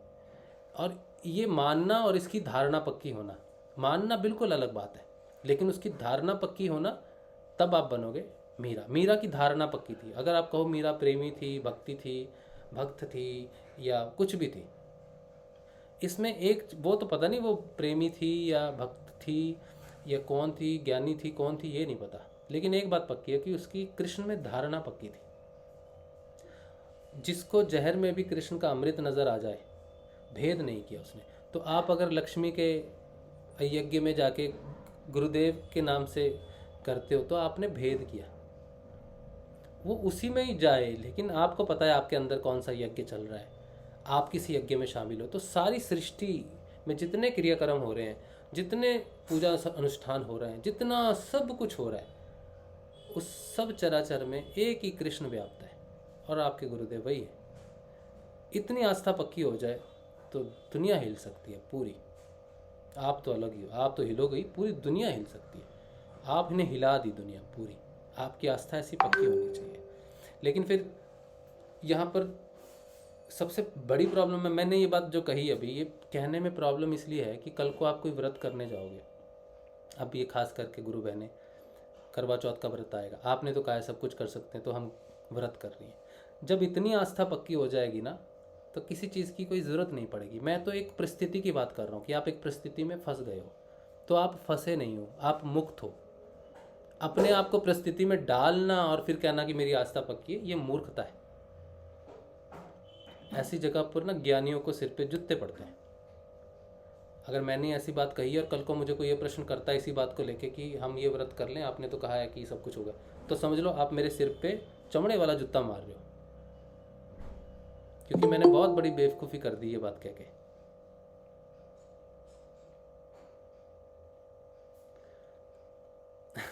ये सही बात है, ठीक है। आप, आस्था का अर्थ है कि आप कहीं फंस नहीं सकते किसी भी चीज़ में, आपको कोई मजबूर नहीं कर सकता किसी भी काम के लिए, कुछ भी आप उसमें मजबूरी से नहीं कर सकते किसी भी चीज़ को। और मजबूरी में बैठ के आपने गुरुदेव की हाजिरी लगाई तो वो गुरुदेव को हाजिरी नहीं लगेगी, और ना उस यज्ञ की हाजिरी लगेगी, ना उस व्रत की हाजिरी लगेगी। परंपराओं में जब आदमी फंस जाता है, कोई दुल्हन है अपने नए घर में जाती है तो उसको ये रहता है कि मैं क्या करूं। जब तक उसके हृदय में पूर्ण निष्ठा, मीरा की तरह आस्था पूर्ण है कि, तो वो सोचेगी नहीं अगर उसको मजबूरी है करने की। लेकिन मीरा ज़बरदस्ती जाके घरों घरों में जाके जहर भी नहीं पिएगी कि कृष्ण है भैया, ये तो कृष्ण है। वो तो उसकी अवस्था, वो स्थिति प्रकट हो गई थी, तब उसकी आस्था ने उसको बचाया, उसके विश्वास ने, उसकी भक्ति ने, उसके प्रेम ने, फिर आप जो भी कह लो उसको। लेकिन सबसे पहले उसकी आस्था मजबूत थी, उसके पास आस्था थी। पहली बात तो ये, हमारे पास तो है ही नहीं। विश्वास के ग्राउंड पे आस्था का जन्म होता है। हमारा अगर विश्वास ही नहीं होगा तो हमारे पास आस्था नहीं है, तो उसके पास थी, ठीक है। लेकिन इसका मतलब ये तो नहीं था कि वो अपनी परीक्षाएं ज़बरदस्ती दे रही थी सब जगह जाके। जब परीक्षा आ गई तो आ गई, उसको नकारा नहीं, उसको सह स्वीकार किया कि ये मेरी परीक्षा कृष्ण ले रहे हैं। आप कहीं जाओ, आपकी सासू माँ, आपके पतिदेव या आपके बच्चे या आपके भाई बहन, माता पिता आपसे कुछ एक्सपेक्ट करें ना, तो उस कृष्ण को चराचर समझ के उनकी आज्ञा का पालन करना ही आस्था है, बिना द्वैत सोचे। सिर्फ ये मान लो कि गुरुदेव मेरे को ये आज्ञा दे रहे हैं कि तू ये कर ले। लेकिन अब ध्यान में बैठे, गुरुदेव की आज्ञा हुई है कि मैं महामृत्युंजय का जाप करूं, मुझे गुरुदेव की आज्ञा हुई है ध्यान में महामृत्युंजय जाप करूं, तब भी आपने मेरे सिर पे जूता मार दिया। अगर आप मेरी बातों को नहीं समझ पा रहे और उसकी वजह से आप उल्टा कुछ करते हो, तो मैं समझूंगा कि मेरे को जूता पड़ा है सीधी बात है। तब ये ज्ञान चर्चा की कोई मतलब प्रकट नहीं होता, कि जो मूल बात डिस्कशन में आ रही है वो समझ नहीं आ रही कि आपने अपने आप को आज़ाद करना है। जो पूर्ण रूप से स्वतंत्र है इस ब्रह्मांड के सब क्रियाकर्मों से, उसकी आस्था पक्की है, एक चीज़ पे आस्था पक्की है। हम कर्मकांडों से तब तक बनते हैं जब तक हमें दुनिया में किसी एक विशेष पे यकीन होता है, मतलब चराचर के किसी एक विशेष पे यकीन होता है। एक खास व्रत पे हमें यकीन है, बाकी व्रतों पे मेरा यकीन नहीं है। मेरे लिए 16 सोमवार, 21 सूर्य व्रत, संतोषी माता के 17 या 16 व्रत, या कोई भी व्रत जब समान रूप से हैं तब मैं मुक्त हूँ।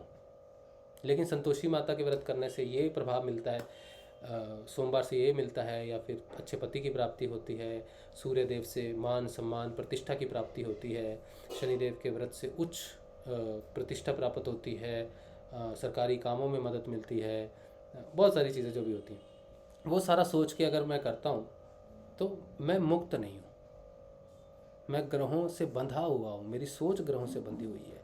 और सिद्ध योग आपको कहता है कि आदि दैविक चीज़ों से मुक्ति पाना, उठना, ऊपर उठ जाना। तो आप सारे व्रतों से सबसे ऊपर उठ जाते हैं, वो आपके लिए सिर्फ एक क्रिया कांड ही रह जाता है। कोई देवता देवी आपको उस व्यक्ति को हानि नहीं कर सकती जिसकी आस्था पक्की हो। इसीलिए जहर जो था वो मीरा का कुछ भी नहीं कर पाया, मीरा पे जहर असर नहीं किया। हम अगर पिएंगे तो डेफिनेटली मर जाएंगे, मतलब उसी क्षण कांड हो जाएगा हमारा। उसके बारे में बात करनी, मैं आस्था की जो बात कर रहा हूँ अभी, इसकी धारणा होनी चाहिए। मेरी जितनी भी बातें हैं बिल्कुल फजूल कागजी प्रकट हो जाएंगी अगर आपकी धारणा नहीं है या मेरी खुद की धारणा नहीं है उस चीज़ में। तो जब तक धारणा पक्की नहीं होगी तब तक विश्वास की बात नहीं हो सकती। जब तक विश्वास की बात नहीं हो सकती तब तक आस्था की बात नहीं हो सकती। जब तक आस्था की बात नहीं हो सकती तब तक एकत्व की बात नहीं हो सकती। जब तक एकत्व की बात नहीं हो सकती तब तक स्वतंत्रता की बात नहीं हो सकती। जब तक स्वतंत्रता की बात नहीं हो सकती तब तक सिद्ध योग की बात नहीं हो सकती। सिद्ध योग से बदलाव की बात नहीं हो सकती। इतने दयालु हैं गुरुदेव कि कोई थोड़ी सी भी धारणा कर लेना तो भी उसमें सारी चीज़ों का परिवर्तन कर देते हैं। इतना आसान है सिद्ध योग, इतनी दया बरस रही है, इतनी कृपा बरस रही है। उसके बाद भी अगर मेरा प्रश्न ये है कि मेरा ध्यान नहीं लगता, तो ये बड़े ही गंभीर बात है। क्योंकि सिद्ध योग को समझने के लिए ये जानना ज़रूरी है कि ध्यान आप कभी नहीं लगा सकते। ध्यान बाहर से अंदर कभी जाता नहीं। आपका ध्यान कभी आप नहीं लगा सकते। आपका विषय ही नहीं है ध्यान लगाना। ध्यान लगता है, आप सिर्फ कोशिश करते हो ध्यान लगाने की। आप अपने आप को प्रस्तुत करते हो कि प्रभु मुझे अपनी शरण में लो, बस आप प्रस्तावना रखते हो। ध्यान ऊपर से लगता है, ध्यान वो लगाता है अपने तरफ, आपका विषय नहीं है। इसीलिए गुरुदेव कहते हैं तुम मंत्र जाप करो ज़्यादा से ज़्यादा, तुम्हारा विषय है मंत्र जाप करना। एक बार तुम अच्छे से मंत्र जाप करो ना, तो ए जपा जाप तुम्हारा विषय नहीं है, फिर मेरी बारी है। ए जपा जाप, नाद का या जो भी आगे प्रस्तुत होगा सब कुछ वो मेरी जिम्मेदारी है। तुम्हारा बुद्धि का बल सिर्फ और सिर्फ नाम जप होना चाहिए। ध्यान के विषय में तुम चिंता मत करो। ध्यान लगा नहीं लगा, क्रिया हुई नहीं हुई, ये तुम्हारा। इसके बाद भी, इस सेशन को सुनने के बाद भी अगर प्रश्न खड़ा होता है कि मेरा ध्यान नहीं लगता, फिर भी आपने वही बात की जो मैं कह रहा हूँ, जुत्ते मारने वाली बात है। ठीक है। अच्छा, एक चीज़ और, अब कल जो हमने बात की कि जब हम ध्यान करते हैं तो हम अपने आप को सामने बैठा हुआ देख सकते हैं। ठीक है, वो एक अनुभूति वाला अलग बात है जब आपका शरीर से आप बाहर निकलते हो। एक और है जब आप ध्यान में अपने आप को देखो तो आपका मन स्थिर हो जाता है, विचार नहीं आते आपको, ये भी एक है। अब ये प्रश्न खड़ा हो जाता है कि मैं नाद सुनूं या अपने आप को देखूं। ये बड़ा स्वाभाविक हुआ भी होगा कईयों के मन में कि मैं नाद सुनूं या मैं अपने आप को देखूं, ये कैसे हो सकता है, या मैं गुरुदेव का ध्यान करूं, ये कैसे हो सकता है। नाद सबसे उच्चतम अवस्था है आपकी। किसी को नाद सुनाई दे रहा है तो आप नाद को ही सुनो, नाद पे ही ध्यान केंद्रित करो। आपके मन से ऊपर की चीज़ है नाद। आपको अपने मन से, और शुरुआती जिनका ध्यान नहीं लगता, जिनको बहुत सारे विचार आते हैं, उनके लिए है। जिनको नाद सुनाई नहीं दे रहा वो इस स्थिति में बैठ सकते हैं अपने मन को शांत करके कि मैं अपने आप को देख रहा हूँ बाहर निकल के, जैसा मैं बैठा हूँ। और फिर आप अपने आप को पूरा रिक्रिएट नहीं कर पाओगे। आपको ये पता होगा आपने कौन से कपड़े पहने। ज़्यादातर गुरु बहनों को पता रहता है मैंने ये कपड़े, ये कलर पहने हैं, वो पहने। लेकिन गुरु भाइयों की समस्या है, वो इतना बारीकी से देखते नहीं चीज़ों को।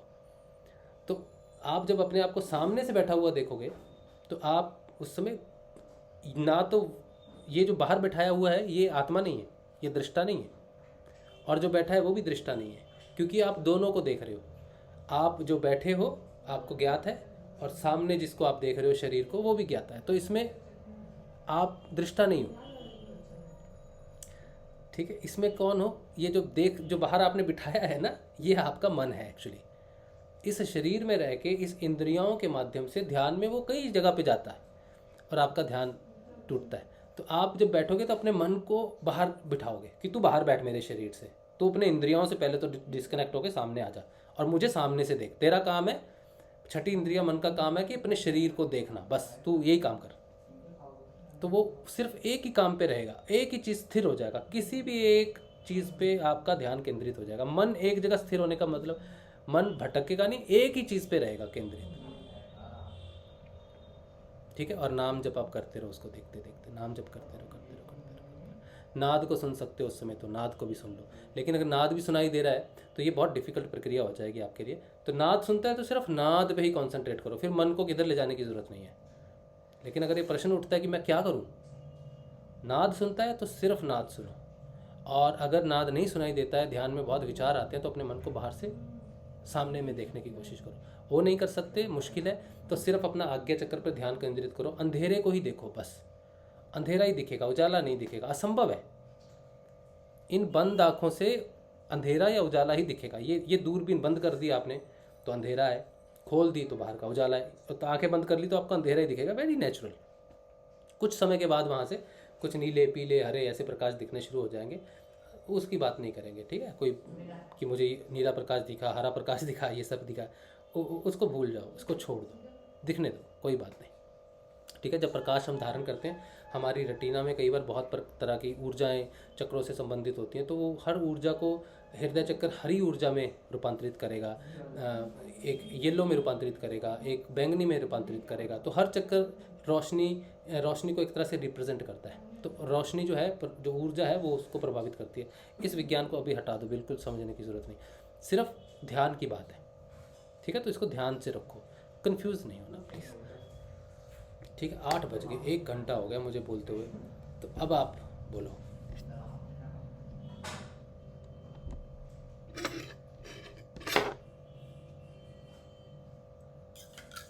पानी पी लो, पानी नहीं है वैसे ये।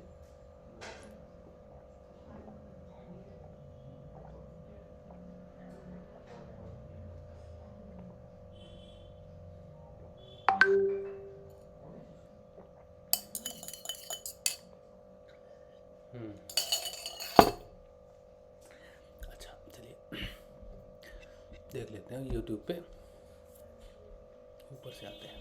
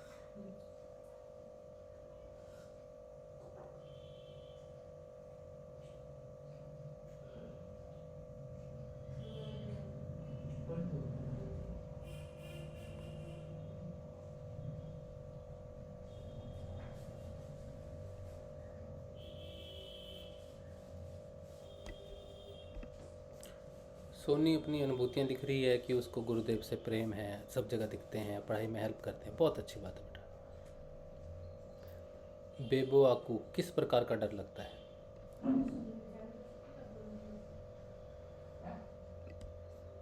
डर लगेगा आपको, डर के कई प्रकार हैं, डर के कई प्रकार हैं, डर लगेगा, बस समझ लो इस बात को।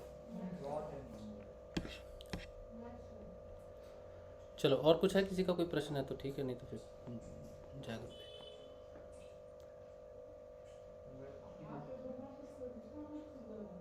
ये पूरा सेशन जो था ना, ये हमने सबने आईना ही देखा है।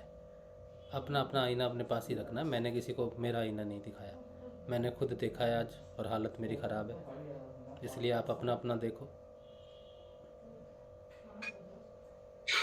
जय गुरुदेव। जय गुरुदेव नरहरि भाई। वैसे मैंने पूरा सेशन नहीं सुना, अभी घर पहुंच के ध्यान किया 7 बजे बाद। अच्छा, 5 मिनट पहले ही ज्वाइन किया। तो क्या चर्चा हुई वो तो नहीं जानता हूँ, लेकिन प्रश्न तो ये एक राशि पे ये कॉमन बात है कि जैसे सिंह, शेर, चीता या शेर, ये डरावने पशु जो है ना, वो किसी को कभी आ जाए तो कोई नहीं, लेकिन मैंने देखा कि हम जो गुरुदेव से जो जुड़ते हैं, साधकों को ये दिखाई देते हैं सपने में। इसका कोई कहीं वर्णन तो है कोई पतंजलि में, या ऐसा इसका कोई लिंक है, या नॉर्मली बात है? ये साइन है, ये एज ए साइन है। मतलब आपको जब अध्यात्म में किसी चीज़ की प्रगति होती है या किसी चीज़ का कम्युनिकेशन होती है तो वो आपके शब्दों में नहीं हो सकती।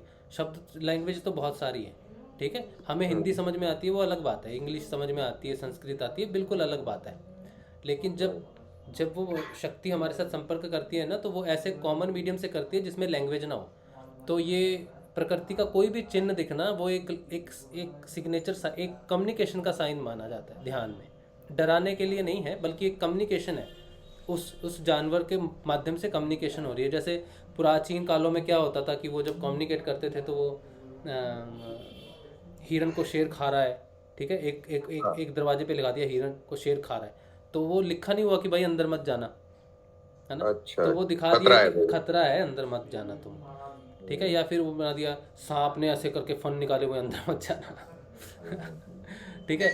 और एक जगह पे मुद्रा बना दिया, कुछ भी, मतलब कम्युनिकेशन साइन जो होते हैं वो लैंग्वेज नहीं होती वहाँ पर।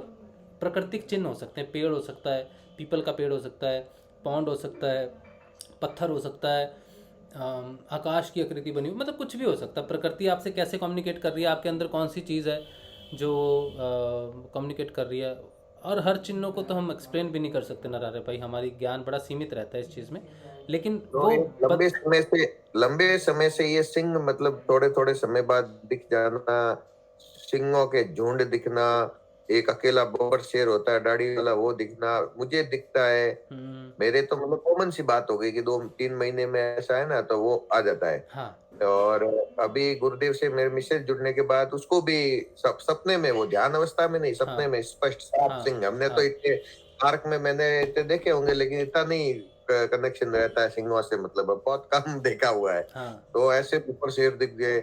मेरी बहन है अब वो गुरुदेव से जुड़ी है तो उनको भी सिंह, तो ये सिंह वाला लॉजिक उन्होंने, मैंने बात की तो कि मुझे भी सिंह दिखा परसों के। अच्छा तो मैं भी समझा नहीं, मुझे भी दिखता है इसको भी दिखता है, तो थोड़ा वो मैं कहा इसका भी कोई लॉजिक तो होगा सिंह का, मतलब इसको कैसे एक्सप्लेन किया जा सकता है, कोई संभव है ऐसे? इसका साइन का तात्पर्य क्या हो सकता है? नॉन साइन डरावना या आत्मविश्वास वाला, जिसके अंदर आत्मविश्वास ज्यादा होता है, ये भी समझ सकते हैं।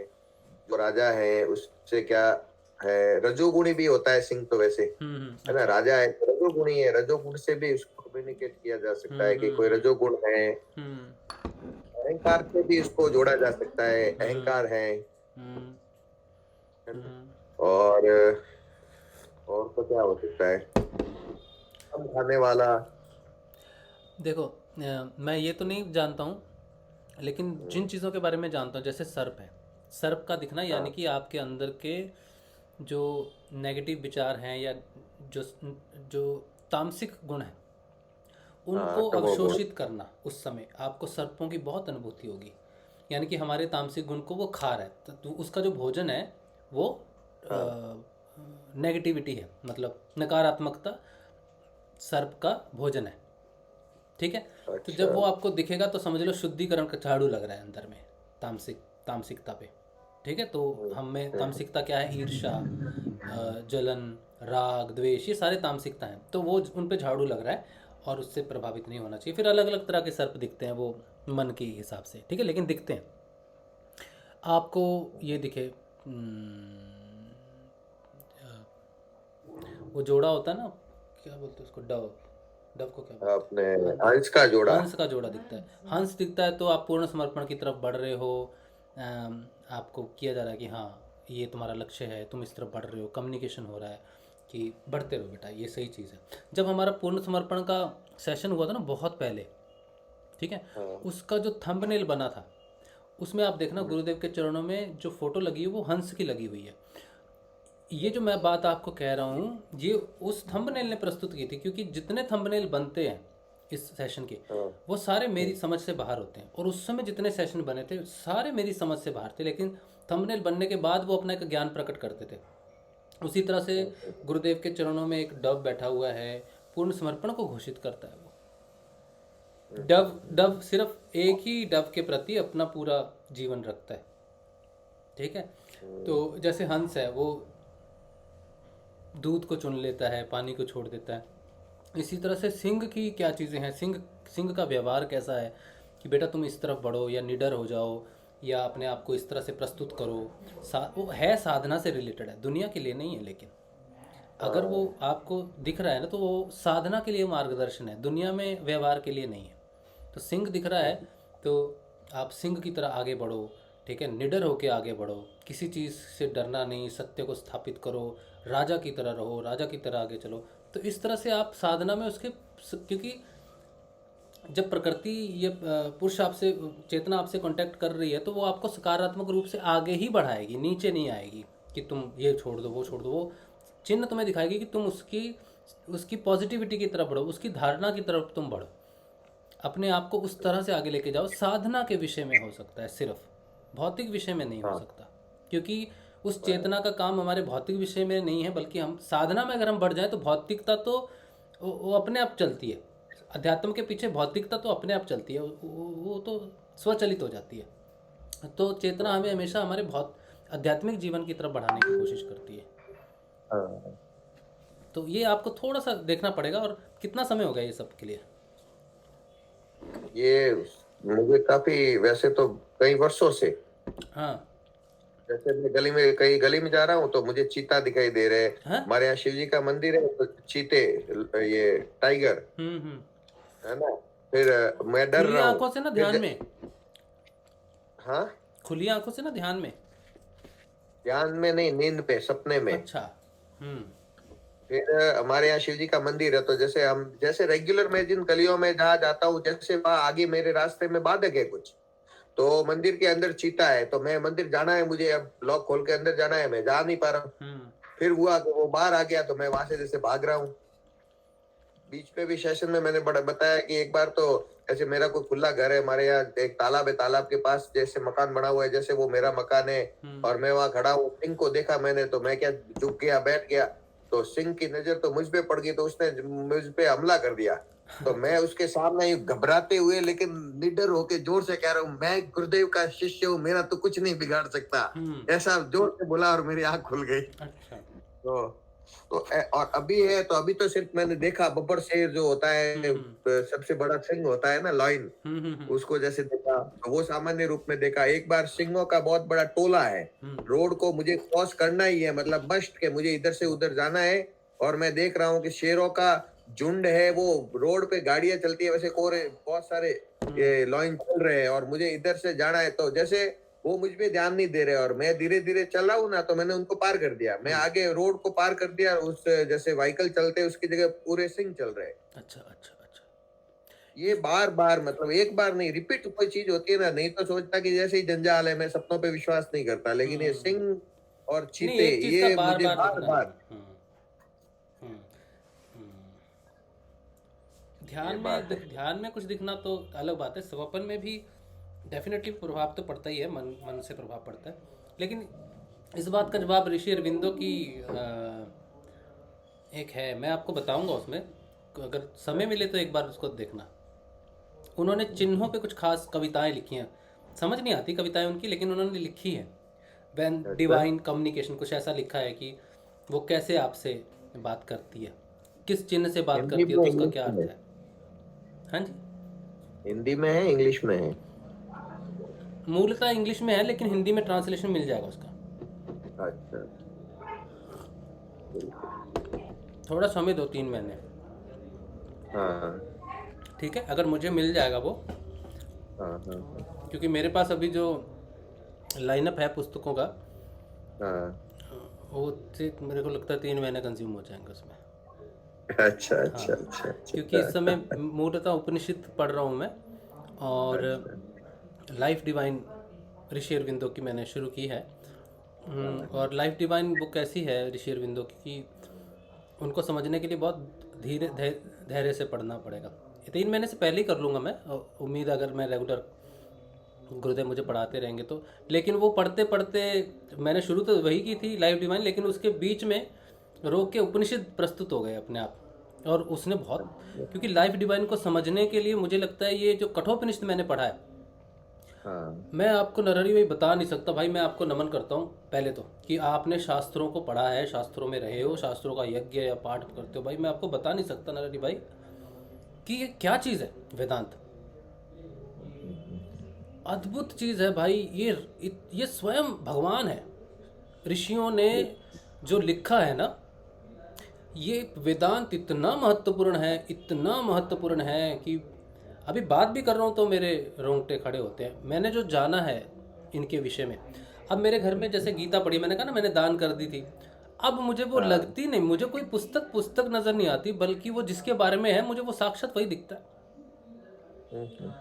ठीक है, तो इतना उसको धारण, बुक्स पुस्तकों को धारण करने के लिए एक मैं इस चीज़ को एक्सप्लेन नहीं कर पाता हूँ कि जो उपनिषद में पढ़ रहा हूँ या फिर जो ऋषि अरविंदो को मैं पढ़ रहा हूँ, ये बिना उनकी धारणा के, बिना उनको साक्षात धारण किए हुए कि वही हैं, इम्पॉसिबल है किसी चीज़ को भी समझना। और जितनी भी ये पुस्तकें हमारे पास होती है, सोचो गरुड़ पुराण है, शिव जी का है, जितने भी है वो सारे साक्षात उसमें व्याप्त हैं, सिर्फ प्राण प्रतिष्ठा हम करते हैं। और अगर वो प्राण प्रतिष्ठा नहीं है तो वो बस ऐसे ही है, वो पुस्तक ही है। जैसे मेरी वाइफ ने एक बार मुझसे पूछा कि ये शर्ट पुरानी हो जाएगी, हम पुरानी शर्ट को पोछा बना देते हैं, ये कर देते हैं, ठीक है, ये गुरुदेव की शर्ट है, पहने पहने एक दिन तो पुरानी हो जाएगी ना, हर कपड़ा पुराना होता है, ठीक है, तो इसका क्या करोगे तुम, कैसे करोगे? मैंने कहा कोई समस्या ही नहीं है, ये जो हमारी प्राण प्रतिष्ठा है ना वो गुरुदेव में है, टी शर्ट में कोई प्राण प्रतिष्ठा नहीं की हुई है मैंने। जिस तरह गीता है, मद भागवत है, सारी चीज़ें हैं, ये है तो आदरणीय है ना, ठीक है, लेकिन उनके पुष्ट अगर कोई लिखे कि मैं मद भागवत गीता लिख रहा हूँ, एक दिन ये पुरानी हो जाएगी, रद्दी हो जाएगी, क्या होगा? उस भाव से तो कभी कुछ प्रस्तुत नहीं होगा। तो हर चीज़ में प्राण प्रतिष्ठा होती है। इस टी शर्ट में अगर मैं पहनता हूँ तो मेरी प्राण प्रतिष्ठा मेरे गुरुदेव में है, ना कि इस कपड़े में। अगर मुझे वेदों का ज्ञान प्राप्त होता है तो उनके शब्दों से प्राप्त नहीं होता, बल्कि उनकी धारणा से प्राप्त होता है। तो सम्मान मुझे अधिष्ठात्र देवता का करना है, ना कि कागजों का। कागज मेरे लिए सम्माननीय है क्योंकि वो उसका माध्यम है, डेफिनेटली ये सही बात है। लेकिन आप वेद पढ़ोगे तो आप भी पढ़ो, दूसरे साधारण व्यक्ति को दो, तो उसको प्राप्त होगा जो उसको धारण करके पढ़ेगा। जनेऊ धारण करवाते हैं, धारणा के लिए धारण करवाते हैं, क्योंकि हमारी धारणा उतनी पक्की नहीं होती, इसलिए हम जनेऊ धारण करते हैं, जो हमें हमेशा याद दिलाता रहे, अरे तेरा ये है, तेरा वो कर्म है। तो वो एक रिमाइंडर है जनेऊ, जो पवित्रता की निशानी है या पवित्रता के साथ आपको जोड़ के रखता है, उसको अभिमंत्रित किया हुआ है, उसको धारणा या प्राण प्रतिष्ठित किया हुआ है। तो आप सिर्फ जनेऊ को एक धागा नहीं समझते, बल्कि ये समझते हैं कि ब्रह्मा विष्णु महेश तीनों व्याप्त हैं, ठीक है। अब जब आप बदलते हो हर साल, तो आप थोड़ी ब्रह्मा विष्णु महेश को फेंकते हो, नहीं, आप धागे को फेंकते हो, धारणा को नहीं फेंकते। तो वो एक माध्यम है कि आपने ब्रह्मा विष्णु महेश को धारण किया हुआ है और आपको इस बात का स्मरण रखना है। तो इसी तरह से ये सारी ग्रंथ, उपनिषद, वेद इतने महान है, स्वयं ईश्वर, चलता फिरता ईश्वर है ये। सिर्फ फर्क कहाँ है? मेरी धारणा का। वही बात होगी जो आज का जो सेशन है ना, इसी बात पे था, आस्था पे। आस्था क्या चीज़ है, क्या आस्था कभी विभाजित होती है या क्या है, उस पे था सारा सेशन आज एक्चुअली। अब मैं कल का अनुभव बताता हूँ। कल हमने जीवन में पहली बार इस प्रकार से प्रचार का कार्यक्रम हुआ गुरुदेव का, तो बहुत ही अच्छा लगा। अच्छा, जिज्ञासु भी आए और रात को 1:30-2 बजे तक हमारा वो काउंटर चला है ना। तो उसमें मुझे एक साधु मिले, साधु जो वैष्णव संप्रदाय से, वो साधु में तो फिर संप्रदाय हो जाते हैं, है ना, तो वैष्णव संप्रदाय में है।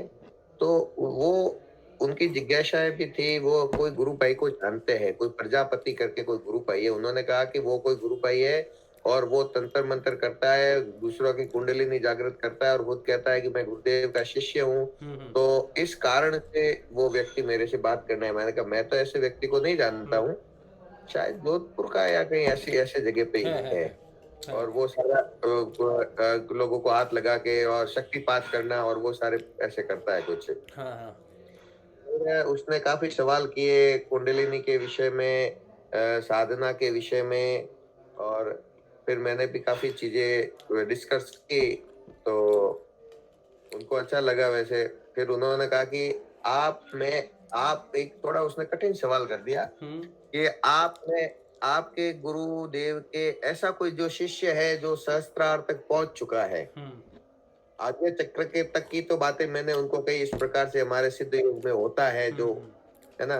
तो उन्होंने कहा ये आज्ञा चक्र तक पहुंचना भी बड़ी बात होती है, हाँ और हम लोग के हठ योग के द्वारा प्राण को चढ़ाते हैं, ऐसे आप में कैसे होता है? मैं क्या वो सारा आप में होता है हठ योग में, हमारे सिद्ध योग में तो सिर्फ नाम जप और ध्यान करना होता है। फिर उन्होंने कह दिया कि तंत्र और तांत्रिक और ऐसी कोई तांत्रिक की बात चली, तो मैंने तो वैसे ही हमेशा जैसे गुरुदेव की कृपा से करता हूँ, चैलेंज कर दिया। मैं क्या दुनिया का सबसे बड़े से बड़े तांत्रिक को मेरे पे करवाना है वो करवा दो। अरे मुझे पता है कि मेरे गुरु से शक्तिशाली और कोई दूसरी शक्ति ही नहीं है, और कोई दूसरा है ही नहीं, और कुछ नहीं होता है। वो थोड़े तंत्र को मानते होंगे, इन्होंने तांत्रिक 2-3 बार कहा, लेकिन अच्छे साधक है उनके क्षेत्र में वो हठ योग में, तो वो अच्छे प्रभावित हुए हमारे सिद्ध योग से। लेकिन उन्होंने कहा कि भाई पूर्णता को जैसे गुरुदेव कहते हैं ना, पूर्ण एनलाइटमेंट, तो मेरे पास तो पूरा उत्तर तो था नहीं। मैं कहा मैं ऐसे किसी गुरु भाई को तो नहीं जानता हूँ, लेकिन हाँ हमारे जो ऐसे कोई गुरु भाई अगर है तो वो शायद उस ऐसी स्थिति में मौन में चले जाते हैं, इसलिए वो नहीं बता पाते हैं। लेकिन तो भी मेरे लिए भी तो प्रश्न था कि अब क्या मेरे गुरुदेव का कोई ऐसा शिष्य है जिसको मैं प्रस्तुत कर सकूं कि देखो मेरे ये पूर्णता को प्राप्त हुआ, ये मेरा गुरु भाई है।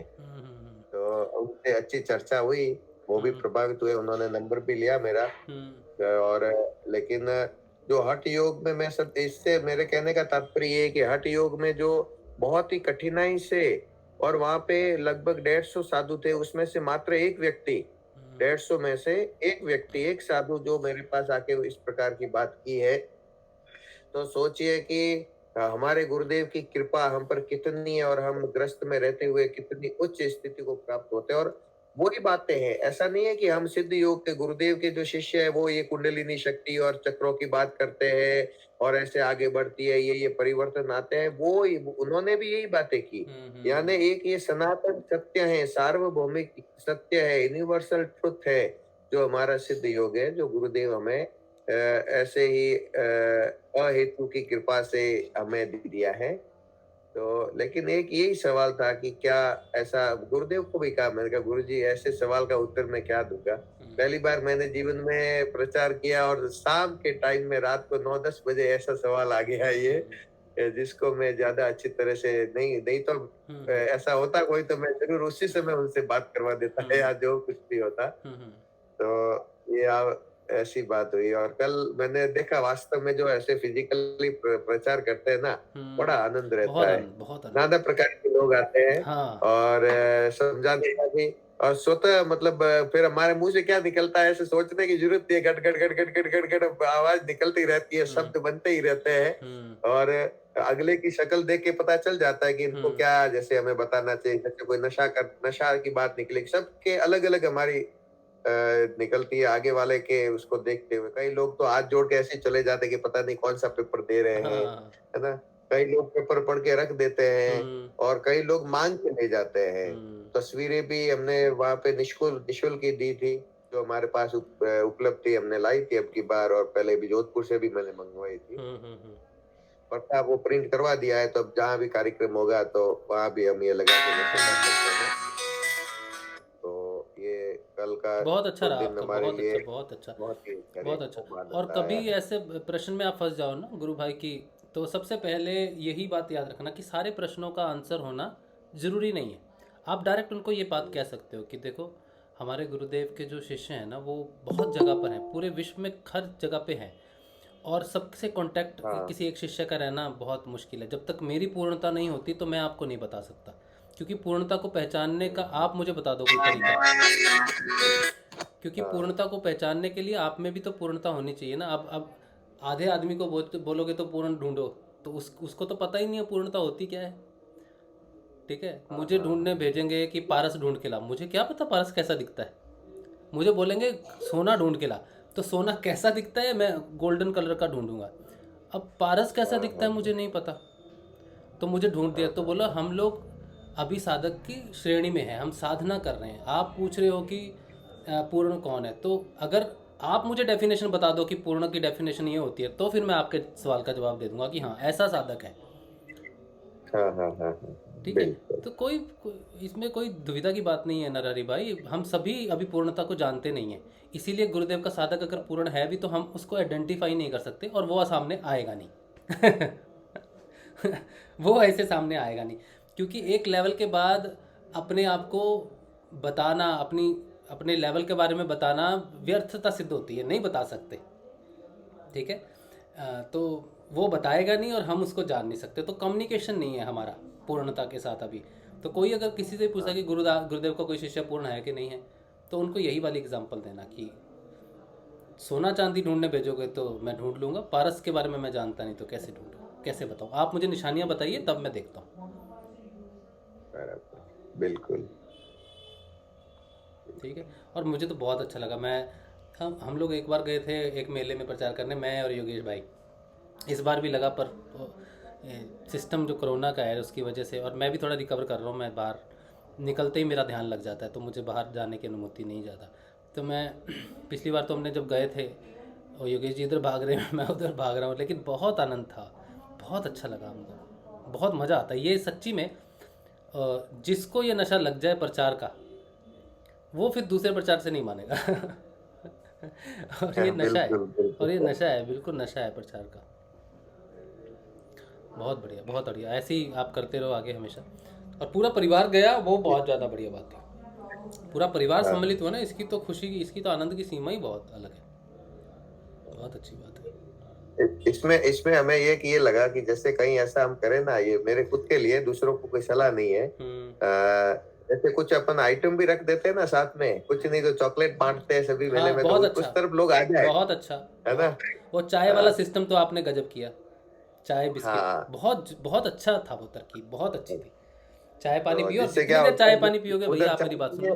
चाय के लिए आते हैं तो उनको लगता है भाई ये काउंटर किस पास में ही है कंटिन्यू, हाँ तो हाँ, ये क्या है, तो उनको भी ये थोड़ा होता है कि हाथ में कप है और थोड़ी 2 मिनट टाइम भी मिल जाता है, और तो ये ऐसा उसमें मेले में ऐसे ही प्रचार होता है गुरु भाई। चाय के साथ पकोड़े और जलेबी भी थी, हाँ, वो तो बोला ही नहीं होगा आप। मैं तो अगर मैं होता तो मैं यही कहता, भाई पहले चलो जलेबी खाते हैं, जो कह रहा भाई सुन लेते हैं, सुनने में क्या, पकोड़े भी तो खिला ही रहा है। ये सुन लो। और पता है आपको, जब हम मेले में गए थे ना, यहाँ पर कलकत्ता में गंगा सागर का मेला लगता है 14 तारीख को, जो संक्रांति होती है, उसके लिए लोग आते हैं, साधु संत आते हैं, मेनली अघोरी साधु और बहुत बुजुर्ग लोग जो हैं वो आते हैं। तो यहाँ पर ना टेंट लगे रहते हैं, आसाराम बापू का टेंट लगा हुआ है, और जितने ये हैं ना साधु संत, जितने आसाराम या जो संत कह लो, क्या कहेंगे इनको पता नहीं, लेकिन इनके प्रॉपर लगते हैं, और ये फ्री में खाना, फ्री में बॉटल डिस्ट्रीब्यूट करते हैं। आप आओ, सो हमारे टेंट में, आप खाना खाओ हमारे टेंट में, वो सिर्फ और सिर्फ आपकी आस्था बढ़ाने के लिए कि ये बाबा आसाराम जी का टेंट है और हमें वहाँ पे खाना मिला फ्री में, हमें बॉटल मिला, बस यही डेवलप कर देते हैं वो। कोई प्रचार कुछ नहीं, उनकी फ्री में किताबें हैं, उनकी कैसेट्स हैं, या उनकी किताबें हैं बेसिकली, तो आप रुक के सब में डिस्ट्रीब्यूट कर दो। प्रचार ऐसे ही होता है बाहर, लोग आते हैं सिर्फ इसलिए कि उनको किसी ना किसी प्रकार की सहायता चाहिए, वो थक जाते हैं मेले में घूमते घूमते, चाय चाहिए, बिस्किट चाहिए, बैठने के लिए कुर्सी चाहिए, यही चीज़ें होती हैं ऐसे पर। ये बहुत अच्छी बात है। ऐसा कुंभ के मेले में ज्यादा होता है, वहाँ पे ऐसे टेंट लगते हैं। मैं भी जाके आया हूँ वहाँ पे, बुक होती है, टेंट बुक होते हैं, और फिर उसके हिसाब से वैसे प्रचार होता है, और बहुत ईजी है। हमने कहा कि किसी और का टेंट था बहुत बड़ा, हमने कहा हमें गुरुदेव का प्रचार करना, हाँ करो, उसमें भी नहीं रोका कि ये अपने गुरु का प्रचार कर रहा है, लेकिन उसने कहा जितने आ जाओ, कोई बात नहीं, करो प्रचार करो। तो हमने किसी और के टेंट में प्रचार किया था अपना। अच्छा। हाँ, उन्होंने उसके लिए भी नहीं रोका हमें। और खाने के लिए तो वो पकड़ पकड़ के लाते हैं कि खाना है, आना है, खाना ही है, खाना है यहाँ पर। फ्री में पानी है, अच्छा बॉटल्ड पानी है, तो बहुत आनंद रहता है वहाँ पर। सब लोग एक दूसरे को मदद ही करते हैं, एक सकारात्मक रूप से होते हैं, सुनते हैं एक दूसरे को। बस एक ही है जो नहीं सुनते, जो अघोरी बाबा होते हैं ना, जो नंगे घूमते हैं वहाँ पर, ठीक है, उनके पास जाओगे तो फिर वो, हाँ लेकिन वो भी ले लेते हैं, लेकिन फिर वो, उनको आधों को तो पढ़ना नहीं आता, तो बहुत सारे ऐसे थे जिनको पढ़ना नहीं आता था, हमने दे दिया। और अघोरी जो होते हैं ना, उनकी स्ट्रेटजी बड़ी अलग होती है। उनके टेंट में शिव जी, विष्णु जी, लक्ष्मी जी, गणेश जी, सारे भगवानों की फोटो लगती है कि जाने वाला कौन से भगवान को मानता है उसके हिसाब से मेरे से आके पूछेगा। हालांकि वो मानते कि नहीं पता नहीं, उनका एक ही धूना ही चलता है, वो उनका काम है धूना लगाना बस। लेकिन वो अट्रैक्ट करने के लिए वो सारी फोटो में लगती हैं उनके टेंट में। तो ये बड़ी विचित्र सी लीला देखने में नज़र आती है ऐसे मेला में। बड़ा हिंदुस्तान का कल्चर रियली बड़ा विरासत बहुत तगड़ी है। लेकिन ऐसा सौभाग्य अगर किसी को प्राप्त हो तो बहुत अच्छी बात है। नेक्स्ट टाइम अगर कोरोना नहीं रहता ना तो हम ऐसा प्लान बना सकते हैं कि चलो चलते हैं मिलके वहाँ जाके टेंट लगाते हैं, प्रचार करते हैं। लेकिन ये बीमारी थोड़ा सॉर्ट आउट हो जाए, सब सुरक्षित रहें, अच्छे रहें, ऐसे माहौल में कर सकते हैं। और अघोरियों के तो हठ योग होता है ना, तो फिर उनको वो उस लेवल तक उन्होंने उनके Acceptance गुरु नहीं के होती। प्रति आस्था और उतना रहता है, तो हठ योग के कारण फिर वो एकदम से विषय नहीं बदल सकते ना, हाँ बिल्कुल, उनके लिए तो बहुत ही मुश्किल है, बहुत मुश्किल क्योंकि है। बहुत कठिनाई से उन्होंने कुछ चक्रों को पार करके वहां तक पहुंचे हैं और वो भी सत्य को जान रहे हैं। इसलिए तो मुझे लगता है कि उनको तो हमें इतना बताना ही नहीं चाहिए, वो अपने ठीक है अपनी लाइन में हाँ हाँ हमें बिल्कुल बिल्कुल। यहाँ साधक जो आते हैं ना, जो बहुत सरल साधक, कई बार पता भी नहीं चलता राशि भाई कि ये व्यक्ति मतलब इतना इंटरेस्टेड होगा। बहुत सामान्य सा दिखता है और गुरुजी का है, और उसको दो बात बता दो ना तो वो मतलब सुनता है, वापस पूछता है कैसे करूं। कई वहां गरासिया जाति के लोग हैं, हाँ हाँ हाँ। तो वो लोग बहुत यूं पर्वतों में रहने वाले, और जैसे तो उनमें से काफी लोग मतलब उनको लगा कि कुछ है और कैसे करना है, क्या करना है, कुछ नहीं तो तस्वीर लेके गए कि हम आरती करेंगे ऐसा। फिर वो गुरुदेव की वो बात याद आ गई, भाई कोई ग्रामीण है और नहीं समझता है तो दो अगरबत्ती करेगा तो भी पार हो जाएगा। सही बात है, यानी फोटो ही ले जाओ। यानी हाँ फोटो ही ले जाओ। हाँ और किसी ने एक भी हमें पेपर कचरे में नहीं मिला, ये बड़ी बात थी। हाँ क्या बात है, वाह क्या बात है, क्या बात है। हाँ कि भाई फेंका किसी ने मोड़ के फेंक दिया, नहीं ये क्योंकि वहां श्रद्धालु आते हैं, ऐसे स्थानों पर श्रद्धा ईश्वर की खोज वाले ही तो लोग आते हैं ना धार्मिक मेलों में। तो और मुझे पहली बार बहुत अच्छा लगा। मैं हाँ आपको कहता ना मैं प्रचार नहीं कर हाँ पाता हाँ हूँ, हाँ गुरुदेव ने हाँ, अच्छा मौका अच्छा किया, बहुत अच्छा दिया मौका, मुझे। पहला ही बम फोड़ दिया आपने तगड़ा। हाँ नहीं, मैं अकेला नहीं, मेरे साथ नाथू जी, मेरा भाई ललित और अपने शेखर जी, हम सब चारों जने थे वहां हाँ पे। हाँ हाँ बाकी हम सबके परिवार थे, हम लोग 35 मेंबर थे। फिर चंपालाल अभी है ना ये परमार हाँ स्टूडियो, हाँ चंपालाल जी और हाँ इनके हाँ साथ 30 मेंबर और ये भी आ गए थे। हाँ, तो कल शाम का ध्यान हमने लगभग 38 लोगों ने एक साथ किया था वहां बहुत पे। बढ़िया, बहुत बढ़िया। तो और सारे परिवार के, क्योंकि अब परिवार एक परिवार से है तो फिर धीरे धीरे पूरा परिवार जुड़ रहा है, तो वो भी एक अच्छी बात बहुत रही। बड़ी बात है, बहुत बड़ी धीरे बात है, धीरे सारा सभी को परिवार अच्छा जुड़ लगने गया, लगा है, बिल्कुल विश्वास होने लगा है गुरु जी के बिल्कुल, प्रति।